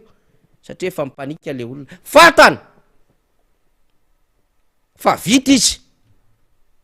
valaka izy, tsy tafavoaka izy, nanao calculina nanao calculina. De zay ny teneko amitsika, raha fantatry any Rajoelina sy ny mpanaradia aminy fa andresy izy amin'ny élection ho avy eo à partir en 2023 ty, de efa tamin'ny volana septembre de efa navoaka an'le daty, ka maika ka maika ahazona le 2e mandat, fa raha plus transition izy 3e mandat. Fa zao tsy mahatoky teny re olo reo de tsy avoaka an'le daty mpifidianana, de mbola mitady manœuvre hafa re olo reo, sitranay aloha raha mipaky zay manœuvre hafa zay de memitra le fifidianana, de mbola zamita. De faly koa ny sasany miaraka an'le fanjakana, am'le tsy mahay politika moa ny sasany zany sady tsy manana information de hoe mbola filohan'ny republique hatramin'ny 2028 zay de tena manga inona moa ty Laurent sy sisa ho an'ny tena fianakavianay sy ny rehetrarehetra ohatra zany, satria mahazo tombotsoa samba ny tafiditra anatin'ny cabinet ana ministre. Nefa il y a 2 ans hafa be mihitsy mifanoratrany mipalan'le fitondram-panjakana, fa zao milay indray le fitondram-panjakana aminy, zay nge mipanohana an'le fitondram-panjakana vitsivitsy io e. Le olona kely mahazo tombotsoa, le miarakaraka kely an'le ministre lasa conseiller technique, inspecteur kely anivo ministérany, de lasa manja tampoka le fitondram-panjakana. De anatena promotion interne de mitady seza mafy, de adiny le fahorim-bahoaka am'izao fotoana zao. de zay ny tena marina amin'ny zavatra teny fanjakana atao io. Tsy misy akoatran'izay io, tsy mahatoky teny reo olo reo fa olany de ampifilafilainy ny daty. Fa raha nahatoky tena ho iary olo reo tamin'ny mois de septambra de efa navoaka ny daty mpifidianana tamin'ny heritaona. Zay tokony heritaona hametrahan'ny fialana. Fa za koa mbola adevitra ao anatin'io fitondram-panjakana io. Raha mametra-pialana nefa zany ny président e. Est-ce que le président Sénat ve ahazaka an'le fanjakana? Zany ange ny adevitra mandeha ao e. Raha sendra misy déstabilisation, raha sendra misy hetsy-bahoaka, raha sendra misy ino ty resaka explosion ty,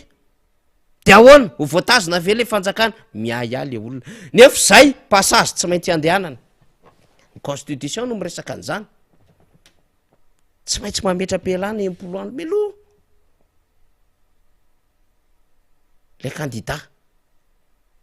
De sahirana izy, ina ary ty zany, tena raha mametra-pialana zany tsika tena grave be. So de eo anatin'ny fotoana mametra-pialana io misy zavatra fa mitranga eto Madagasikara, de ahoana zany izy, de miketriketrika ny lohan'izy menakavy satria le intérêt perso ny problemany. De ahoana le dossier momba an'izao? Raha tonga ngeka raha anina ka isika menakavy ny fahafankio atsika. De intérêt an'izay sisa le probleman'izy menakavy ifampitazomana io. De lasa otage eo anaty an'izany intérêt, eo anaty an'izany fatahorana rehetrarehetra zany, eo anaty an'izany calcul la transition zany, lay daty mpifidianana. De ohatran'izany zavatra ataony. Lalàna anie no milaza e. Rehefa namoaka fanambarana ny tribunal administratif tamin'ny élection communale,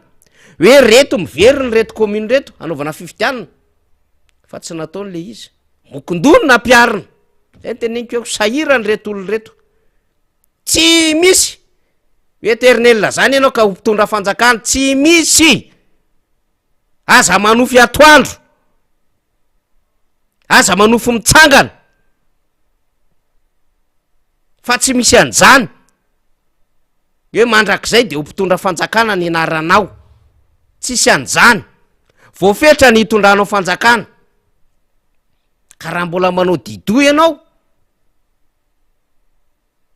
de anjaranao miassume an'izay zavatra avoaka ny dido anao.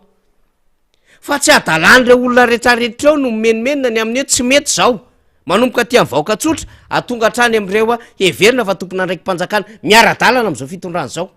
De heverinao miteniteny foana ny député sy teny. Raha milaza ny zavatra tsy mety antolera hoe tsisy tanteraka amin'ny fampanantenana natao any. Mijaly mahantra mivoaka malagasy am'izao fotoana zao. Tsy mandeha araka ny tokony izy io, ifanamboarana n'io route autoroute io, lalambe mikodana io. Hafahafa mampime. De heverinao fa miteniteny foana ve député Brunel hoe atao ino io téléphérique io, maninona raha amboarina ny lalana aty aminay. Be loatra ny corruption ety Madagasikara. Hoy député Brunel zay. Natao zanakalafa anatin'izao fitondrana zao, district Nikongo. De miteniteny foana ve zany, nefa olona miara-dalana ao anatin'ny fitondram-panjakana ao ihany. De na ireny fotsiny aza, miampy ny atoka MMM, an'Andriamatoa Ajo Andrenanarivelo, hoe tena tokony ho farana an'izao zava-misy zao fa tsy rariny intsony. Betsaka loatra le fahorim-bahoaka, betsaka loatra le fahampitehan'le firenena. Ary ny safidy tsy ara-dalana amin'le fitondram-panjakana intsony ny MMM. Nefa tao anatin'le vovonana niaraka amin'ny filohan'ny Repoblika tao. De miteniteny foana ve reny olona reny, de tsy mba mahita ve zany reny olo reny hoe tena miasa le fitondram-panjakana manao ny ataony. Fa tsisy. Tsisy zavatra ho tantaraina ho an'le fitondram-panjakana. Inona ary ny de ho tantarainao ao. De ry teny hoe ny positif anareo de zao. Izy mo manakorazy tena azy eo. Hoe raha misy fa fitondram-panjakana anao foto-drafitrasa de ty de ozy hoe mais non. Aza mamandalitra vahoaka e.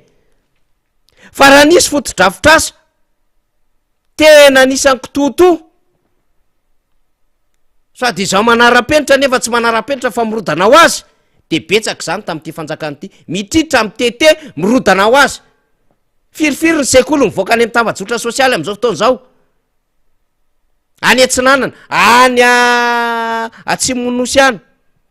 mbola tsy tokanana hoy ah de efa sima ny lalana zany avy ny tokanana tonga de vao nandalo rano tonga de poka rary vato firifiry zay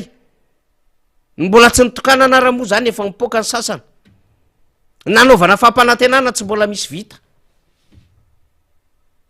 de inona le tenen'le filohan'ny repoblika ty fanjakany ty ny tena nanao fotodrafitrasa nanao any ny hafa ary zao mbola teneniko foany zany amin'ny fandaharatsika de ozy aho hoe raha resaka fotodrafitrasa no hitsarana mpitondra rehetra tsisy mpitondra niongana zany fa io sosialy io ny tena problema tadiavon'ny vahoaka nanao daholo raha fotodrafitrasa amin'ny fitondram-panjakana amin'ny fandimby iza no milaza fa tsy nanao tsiranana iza no milaza fa tsy nanao Andriamatody Deratsiraka tsy nanao président Zafy tsy nanao président Marc Ravalomanina indrindraindrindra iza ny samy lazan'zany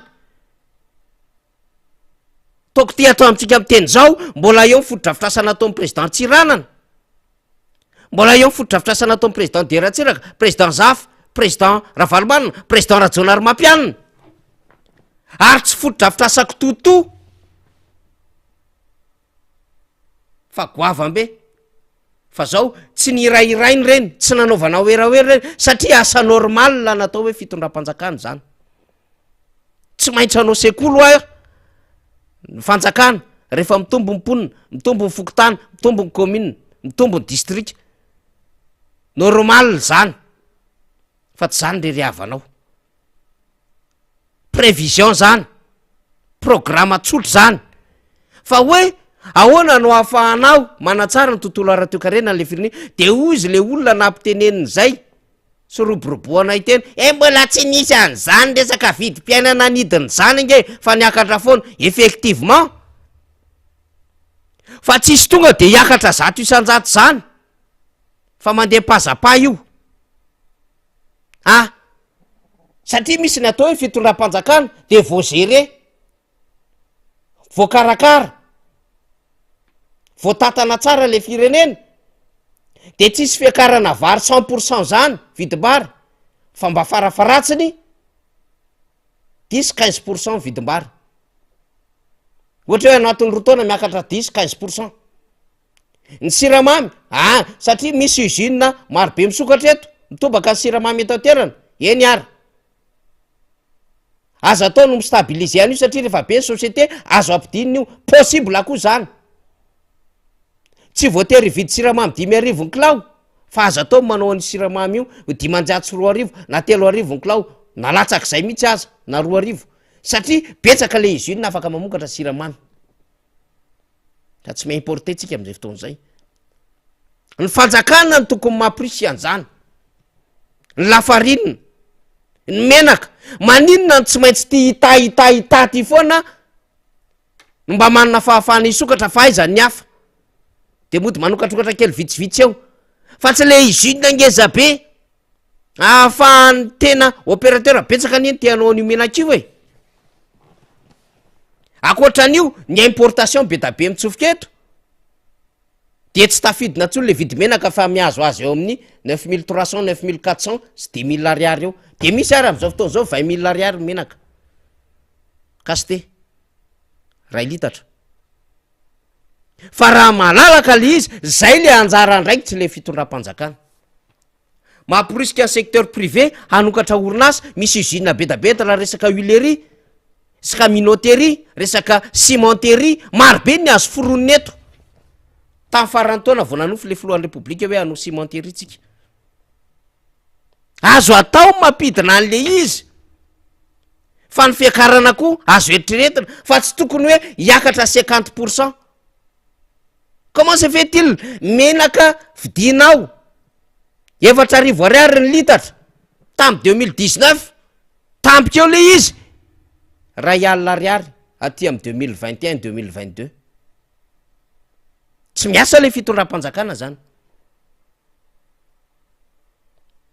enomby zay tsy manafatra enitsika tompoko fa enato anatiny no viditsika tsy alan'ny ombony Madagasikara zany ianao ary tsara ny zebu malagasy enombo ny vidinao 7 ariary ny kilao tampika eo 16 000 ariary izy am'izao fotoana zao. Ary raha be indrindra raha be indrindra hoy a 2 alina ariary ny kilao satria tsaroko tamiko zay. Nisy fotoana 3 ans passé tanoany dreo ianao mividy 16 000 18 000 ariary nefa ianao tsy manafatra omby fa omby ato anatiny zany. De inona ny tokony isiny krizy arakena tampika eo kian'zany tsy faiza mitata le mpitondra fanjakana zany. Misy ministera ny fiompiana eto, misy ministera ny transport eto, ahoana ny fomba nitaterana an'ireny omby reny, ahoana ny fomba ahafahana manafaingana ny taratasy eny anivon'ny délégué, eny anivon'ny arrondissement, eny amin'ny gendarmerie sy ny sisa eny ahazona le fiche individuel de pauvreté FIB miparitaka tsara. Ahoana ny fehezany eo anivon'ny ministère ny fiarovam-pirenena, ny secrétariat d'état misadrian'ny gendarmerie nationale amin'ny resaka sécurité, ka tsy lasa nydaly ny omby. Tsy mahay miasa ianao ny dikan'izany de lasa misy fiatraikany any an'le vidikanina lizy vidikena. De ny loza de zao satria efa tsy mahay an'ireo rehetrarehetra eo le fanjakana, satria tsy miasa araky ny tokony izy zany le ministera. Raha ny tokony izy tompoko io vary io de tsy tokony zao ny vidiny, satria tsy ministera iray ihany ny tompona andraikitry ny vary eto Madagasikara. Ao anatin'izany ministera ny fambolena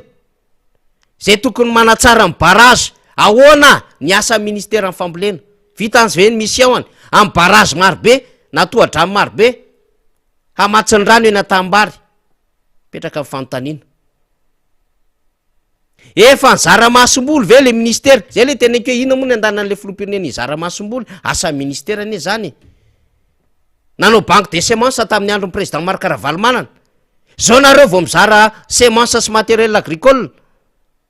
Tamin'ny andron'ny filoha Marc Ravalomanana ny zaran'izany. Lazainareo fa hoe tsy mahay mitatana, mijalo ny vahoaka. Zao le zavatra nataony tamin'izany, niazaka zany le filoham-pirenena. Tamin'izany ary président Marc Ravalomanana tsy izy no mizara fa lasa ministre no mizara. Miteny fotsiny izy ho ampidirinao anatin'ny map Madagasikara Pernasa, Madagasikara Action Plan. Resaka fambolena ho anareo de mahazo kibota, mahazo saru, mahazo tracteur ny olona,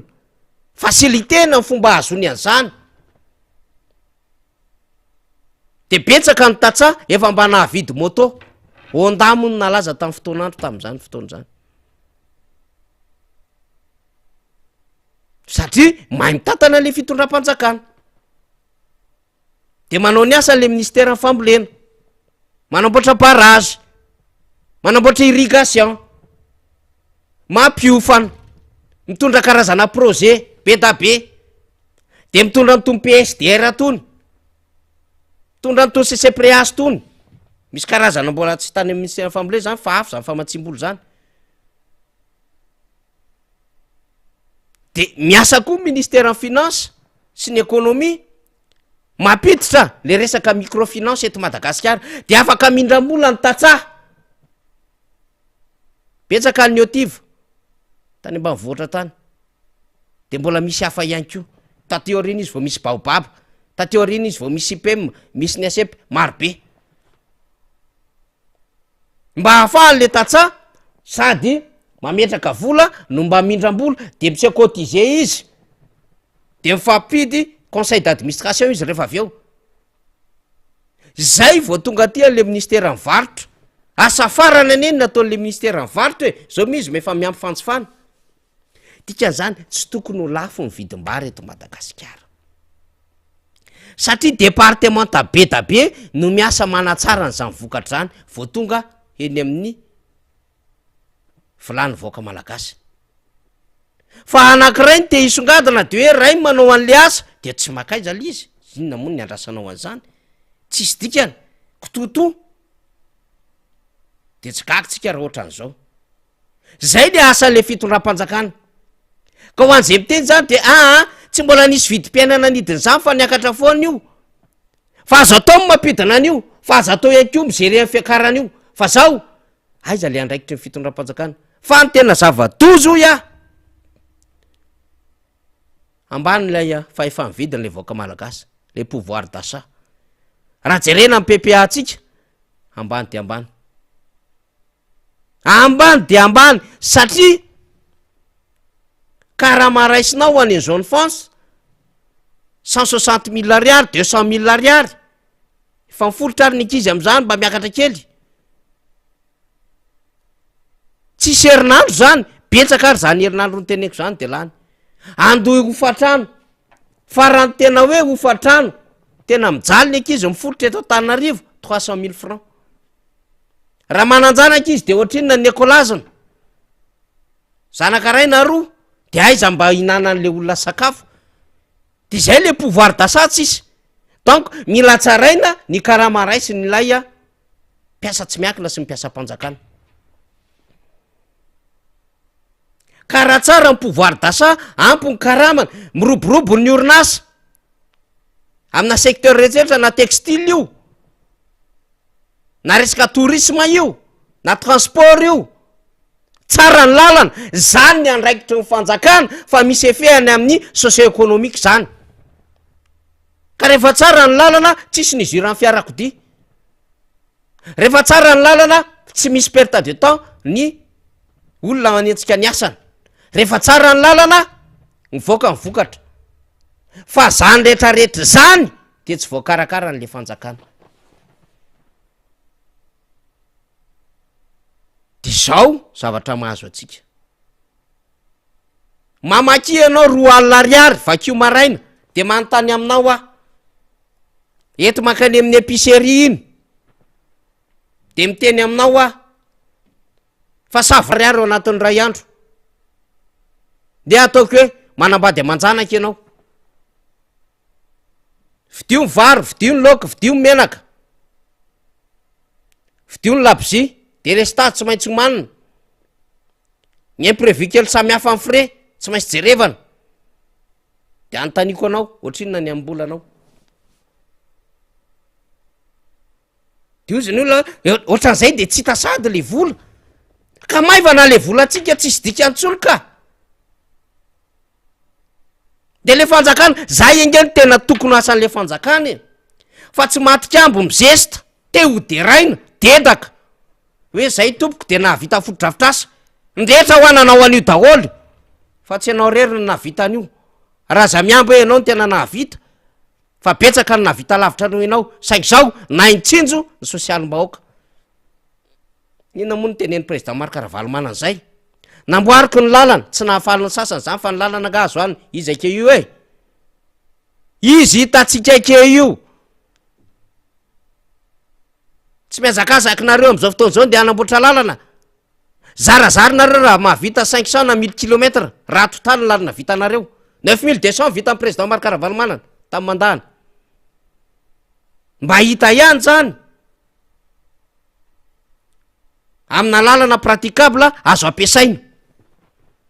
na de mbola tokony navita lavitra an'izay ary izy fa tratra ny fanonganam-panjakana de mahatsiary daholo ny olona tamin'ny andron'ny président kosa aloha nisy an'le lalana ay ny lalana azo anina ihany satria ny atao hoe azo anina de zao manatsara ny fiainan'olona isa-tokantrano fisiany lalana tsara amin'ny sehatra fiarikarenany afaka mividy zay tokony hovidiny izy miary zay tokony arina izy ao anatin'ny tokantrano zay le azo anina ny lalana ary zany ny tena izy zay le hoe gouverner c'est prévoir zany ny anticipation lavitra be zany de izy président Marc Ravalomanana ampianariko ny zanakareo de inona natao fanjakana am'zany facilitena daholo zay fomba ahafahana mampiditra mpianatra ny an-tsekoly ao 03 re ndao ara tsy manana fitaovam-pianarana tsara tokony isy table tokony isy cartable fourniture scolaire ndao ara asina kit scolaire ay mandeha lavitra be mandeha mianatra efa namboarina ihany aloha ny lalana fa zao hoe mba tsy vezivezena asina cantine scolaire zao no objectif atsika atao anatin'ny mapy amina fokotany zao cantine scolaire ny tratraritsika tsy ampy ny caisse de l'état miantso ny sehatra iraisam-pirenena manana projet na cantine scolaire zay afaka mamatsy anay ve nareo ok mety io ampitombondray ny capacité amin'ny mpampianatra mba hanatsara nylay a taux de réussite ny examen mba hanatsara nylay a fahaizan'ny zaza malagasy de nampitombona indray ny formation ny sokafana daholo ny karazana formation rehetrarehetra zay ahafahana manatsara n'zany misy ny taty manjakandrina misy ny tany am'sehatra maro samihafa misy ihany ko ny tany CNFP misy ny tany an'ny MPF maro be asivindray ara ny formation professionnelle e oke ndao arana sina atsara ao ary omeo fampitaovana manokana zany no andraikitry ny fitondram-panjakana manatsara an'zany mitady vaolana am'zany fa tsy hoe mahavita pavé 200 metre ianao mahavita tetezana kely 10 metre ianao de iny ianao iantso an'izay vazamototra rehetrarehetra ao tatery daholo ny olona vary tsy misy avaratra de ndao aseseho sy dokatena fa itsika ny tena mahavita azy de aveo itentsika ity a efa zao taony ty tsisy nampiasa marina ngefa ilainy zany fa asa normal ho a zany amin'ny fitondram-panjakana raha sy mba nitetezana tsy maintsy amboarina iny ahoana ny ahafahantsika misokatra eo amin'ny lafiny fizahatany dikan'izay ndao ampitombo floatitsika atsarao ny resaka fiaramanidina inona ny politika ataontsika am'izay manambola ve ny caisse de l'état ve tsika mba ahafahana vidy fiaramanidina tsy manambola tsika bon inona ara ny atao plan de redressement ataotsika de ndao ary tsika hanao négociation amina compagnie anankiray na amina tonga de société manamboatra fiaramanidina inona ny zavatra azo ifanarahantsika aminy amin'ny vidiny ny amin'ny fandoavana sarany de ahoana mba azotsika fiaramanidina ohatry ny Turkish Airlines ohatry ny Kenya Airways ohatry ny Ethiopia Airlines ohatry ny Air Mauritius mipetraka de lasa mandeha foana tsy ohatry ny atsika hoe ATR efatra de Airbus matimaty motraka efa tsy velona de Embraer ny nafarana zao ahoana ny anatsarana an'le jirama eto zay andehananao rehetra feno rano efa manjatony ny fikarohana nataon'ny teknisianina malagasy ny ingénieur malagasy momba ny rano mahita fa azo mitrandraka rano afaka mitrandraka rano tsika amina barazy marobe dikan'izay mora kokoa ny sarany tonga ny mivoaka eto misy masoandro zay tiatsika izy eto misy rivotra donc afaka mitsandraka tsika éolienne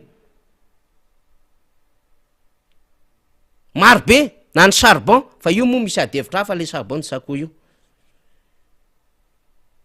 de ahoana tsy avitantsika an'zany zany le asan'le fanjakana fa tsy hoe tonga le fanjakana le puissance efa mba azotsika tam'le angovo raha 400 mégawatt lasa 100 mégawatt mampalahelo kely ny zarainy eran'ny Madagasikara de lasa manao centrale thermique tsika de lasa vola be indray mivoaka ao an'le tambolam-panjakana de fahita le jirama potika le hermady nga zany ny ilaina an'le fanjakana vadika hatramin'ny anariny ara hoe Madagascar Airlines potika le FCE zany ny andraikitra ny fanjakana le fitady vaholona momba an'lay compagnie kely manao zotran-dalamby io tsisy zay tsy potika am'izao fotoana zao zay zavatra kasihany tany manisa ampifidy ary moa tsy hainy manao recensement na comité loharano tsy hainy manao digitalisation tsy hainy manao carnet pokotan biométrique tsy hainy inona foana nandrasana an'reto olo reto manao anty fanisana mpianatra eny ny université digitalisation ty tsy hainy manao karatra hoan'ny zokiolona pisotrolonono tsy hainy inona ny andrasana ho an'ny hoe zany reto olo reto manisa mpifidy ko zany zavatra tsotro zany ara tsy hainy mampisavoritaka azy zay raisiny rehetra potika daholo mampalahelo tena hafahafa hoe inona ary ty fanjakany ty izary reto olo reto de rehefa mijery any ianao teo zanaka malagasy le izy zanaka malagasy tokony olona ahavita mamoaka an'le firenena anatin'le zany fa inona ny problème an'le olona de tikan'izay tena tsy natokany hitatana fanjakana mihitsy mandroba ny hain'ireo olo reo mijalabona ny volam-panjakana ny hain'ireo olo reo ny manindrinindry manolana lalàna ny hain'ireo olo reo fa tsy may izy am'zany hoe fahorim-baoaka zany zavatra mahasony vaoaka zany tsy hainy zany tsy hainy zany raha hainy zany nataony de zao izy vo afaka iazakatsaka ndao tsika no social de mba nandrasatsika inona moa le plan social, le plan social nge zany tokony misy réunion mihitsiny e, conseil de ministre spécial teo anivon'ny ministre reo, départemental ministérial reo miaraka am PM sy ny président de république de namoaka draft angeza be mihitsy hoe tiany atsika amin'ny plan social. Fa raha mijery tsika hoe lasa maro vai le filohan'ny république, inona ny dikan'izany? Mamonjy trabonany izy zany e. Ka le plan social eo ihany le vokatry ny trabona, rivo-doza, loza voajanahary, fa eo ihany koa le fahasairanana raikitra n'le voaka am'izao fotoana zao. Donc tsy maintsy mahay mijery ianao ny conjoncturel sy ny ponctuel. Hoe ty conjoncturel, ty ponctuel, inona zany zavatra hoetritsika, aiza le plan social? Zara masom-bola ianao hoe mba mikarany tatsa le rano ara le tambara ra doboko, mila ritana aloha ny rano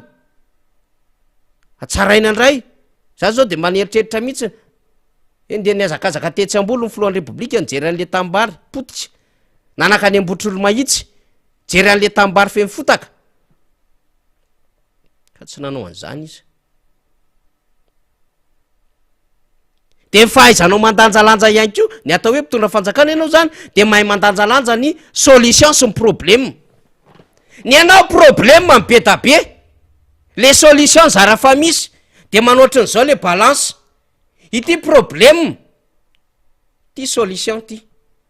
tsy mba manoatra n'izao le izy fanatsahana kely eo de mba kelikely de mba azo hoe misy ny problème misy ny solution, misy problème misy solution. Fa ny anao aty le problème mameno le vato mizana mandanja an'izy efa milatsaka ato atao efa miraikitra ato mihitsiny, fa miraikitra ato le solution. Le problème aty ambony be aty zany koa ve de ho mpitondra fanjakana? Zany olana daholy, sady tsy mahay mijery ny zavatra conjoncturel sy ny ponctuel, tsy mahay mananjalanja ny solution sy ny problème ny azy be da be. Zay atao isan'andro problème, zay atao isan'andro problème, hatramina miteny ara problème. Ka hoana kosa moko 16+3 lasa 18 eto Madagasikara, matematika taiza nisy an'izany nanerana an'izao tontolo zao, na théorème nisy zany 16+3 19 fa tsy 16+3 18. Hafahafa hoa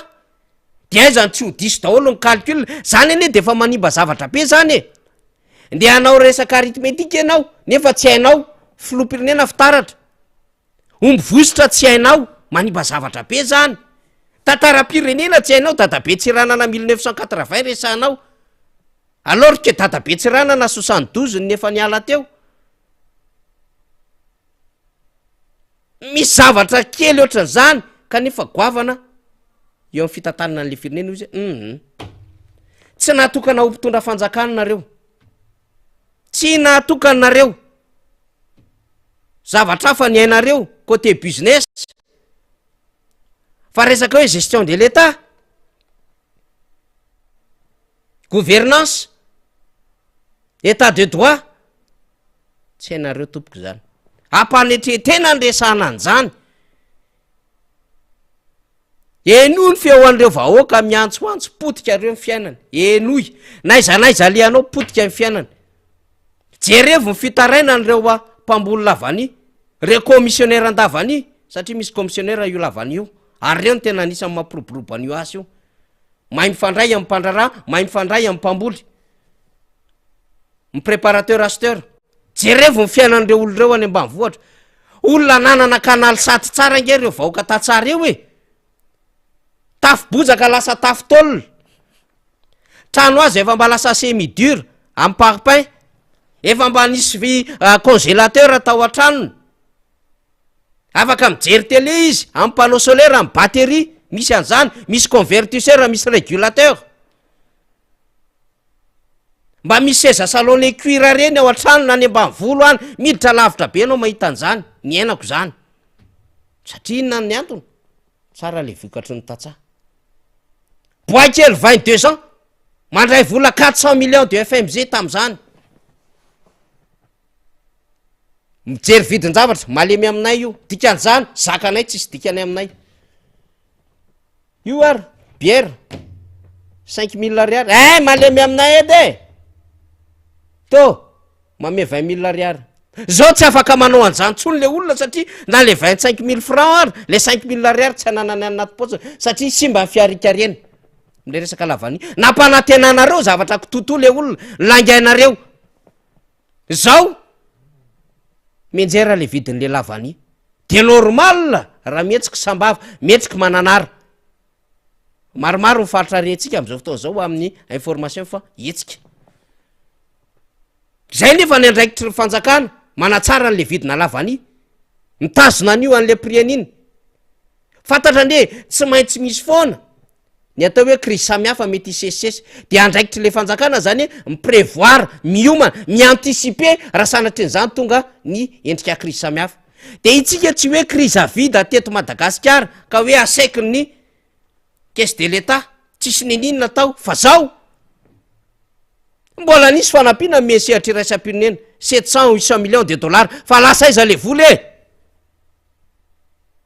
ozy ny cour des comptes hoe mampiaya fomba nanodinina n'le vola tantanana n'lay vola tamin'ny Covid-19. Zany ny zava-misy eto Madagasikara. De tsy gagatsika raha mahita am'izay hoe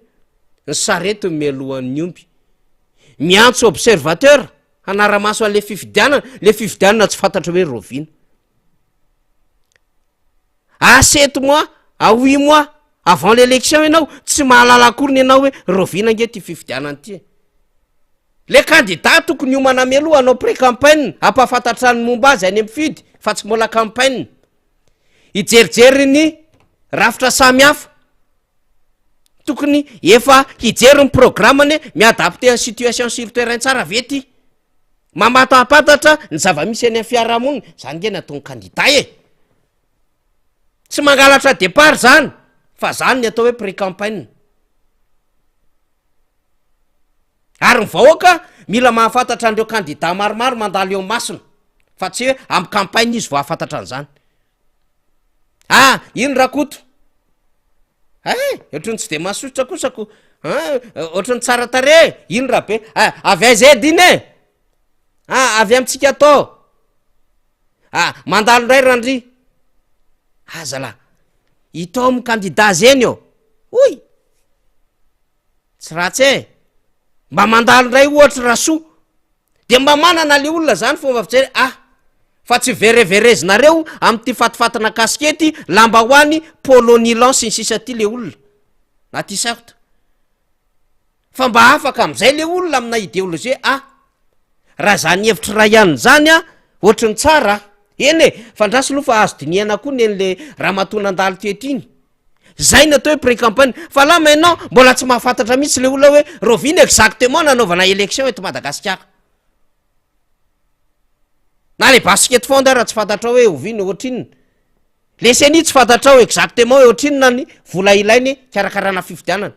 Le fifidianana telo cette année 2 présidentielles de communal ray de mandeha fotsiny amin'ny anjamba n'le voaka malagasy le firenena satria sendran'izay olona tsy mahay mitantana fanjakana, sendran'izay olona kitoto nahazo fanjakana. Io moa efa mba mahafinaritra ihany fahatongavan-tsain'ny vahoaka. Mahafinaritra ihany ho iasatra eny amin'ny fiarahamonina zay ale rehetrarehetra eny samy teny hoe reto ndray aloha ohatrany hoe eo amin'ny tournant ikisa mihitsy le fifidianana andrasan'ny vahoaka malagasy. Zay le teneniko hoe révolution ny trangy eto ara-pifidianana. Ary mahafantatra an'izany reto olo reto. Donc efa tsy mino izy fa olana fa raha fatany olana tany amin'ny septambra de efa navoaka ny daty 2022. Zay mbola mahatonga azy mila kisa miazo azo sady ady akafetsena ihany hoe azomena tombony reo olo reo avelo aloha potika tsara ny cyclone ny lalana ihany ko hoe aza mbola voaka ny daty. Avelo aloha le vahoaka nona tsara fa rehefa tongotsika sady manaritra sakafo manao propagandy manome t-shirt kely sy lamba hoany aza milalalatsika verina ndray de sady manao spectacle. Zany ngeny tianareo atao fizany tsy mahatakatra an'izany fa ahita surprise ianareo, ahita surprise any amin'ny district, any amin'ny commune, any amin'ny fokotany zay aleanareo. Ary izany tsy mikaikaiky, izany tsy miteny fa tena révolution tsy fakahitana no isy eto Madagasikara. Ampiomanako atsika vahoaka ny aminy hoe fatary tsara izy am'izay reto mpitondra fanjakana reto. Tamin'ny transition manko mbola tsy ampy nafantaranao azy, ary tamin'ny fanjakana teo alohany ity mbola tsy ampy tsara ny fahafantaranao azy, fa zao fantatrao tsara io izy am'izay le fanjakana. Izy reto olo reto manahoana ny comportement ny reto olo reto, manahoana ny conduite tenirany reto olo reto manoloana zavatra anankiray, de ozy am'izay ianao inona ny lesina azy tsoahana an'izany. Tanala very sampy manova ny mety faya ka rehefa fay ianao satria betsaka am'izany zavatra re dikan'izay de miarin-doha ianao de maka fanapahan-kevitra vaovao, fa tsy mampanenina ny fanapahan-kevitra raisina am'izay fotoana zay. Mbola avy moa ny fotoana tokony resahana am'izany. Hatreo mifandarantsika tompolasy tompovavy dia mitondra ny mandram-piona, mandram-piresaka indray ho an'ny rapitso ho atsika zay mpanaraka ny fandarana, dia mampiomana zany fa rapitso ny adalarana fahatelo ho an'ny Barea de Madagasikara sy ny ekipany Niger, de mino isika fa anao ny tsaratsara mihoatran'izay fa nataony tsara be hatramin'izay ny Barea, ary de hitondra vokatra satria mba zava-dehibe zany larina fahatelo zany ao anatin'ny tranona 2023. De makasitraka ny faly sy ny ekipa rehetra mbadika ao ny mpanao gazety Melo Patranany, isika ny ampitan-dranomasina sy eto atoerana. Makasitraka tompola, makatelina tompo avy.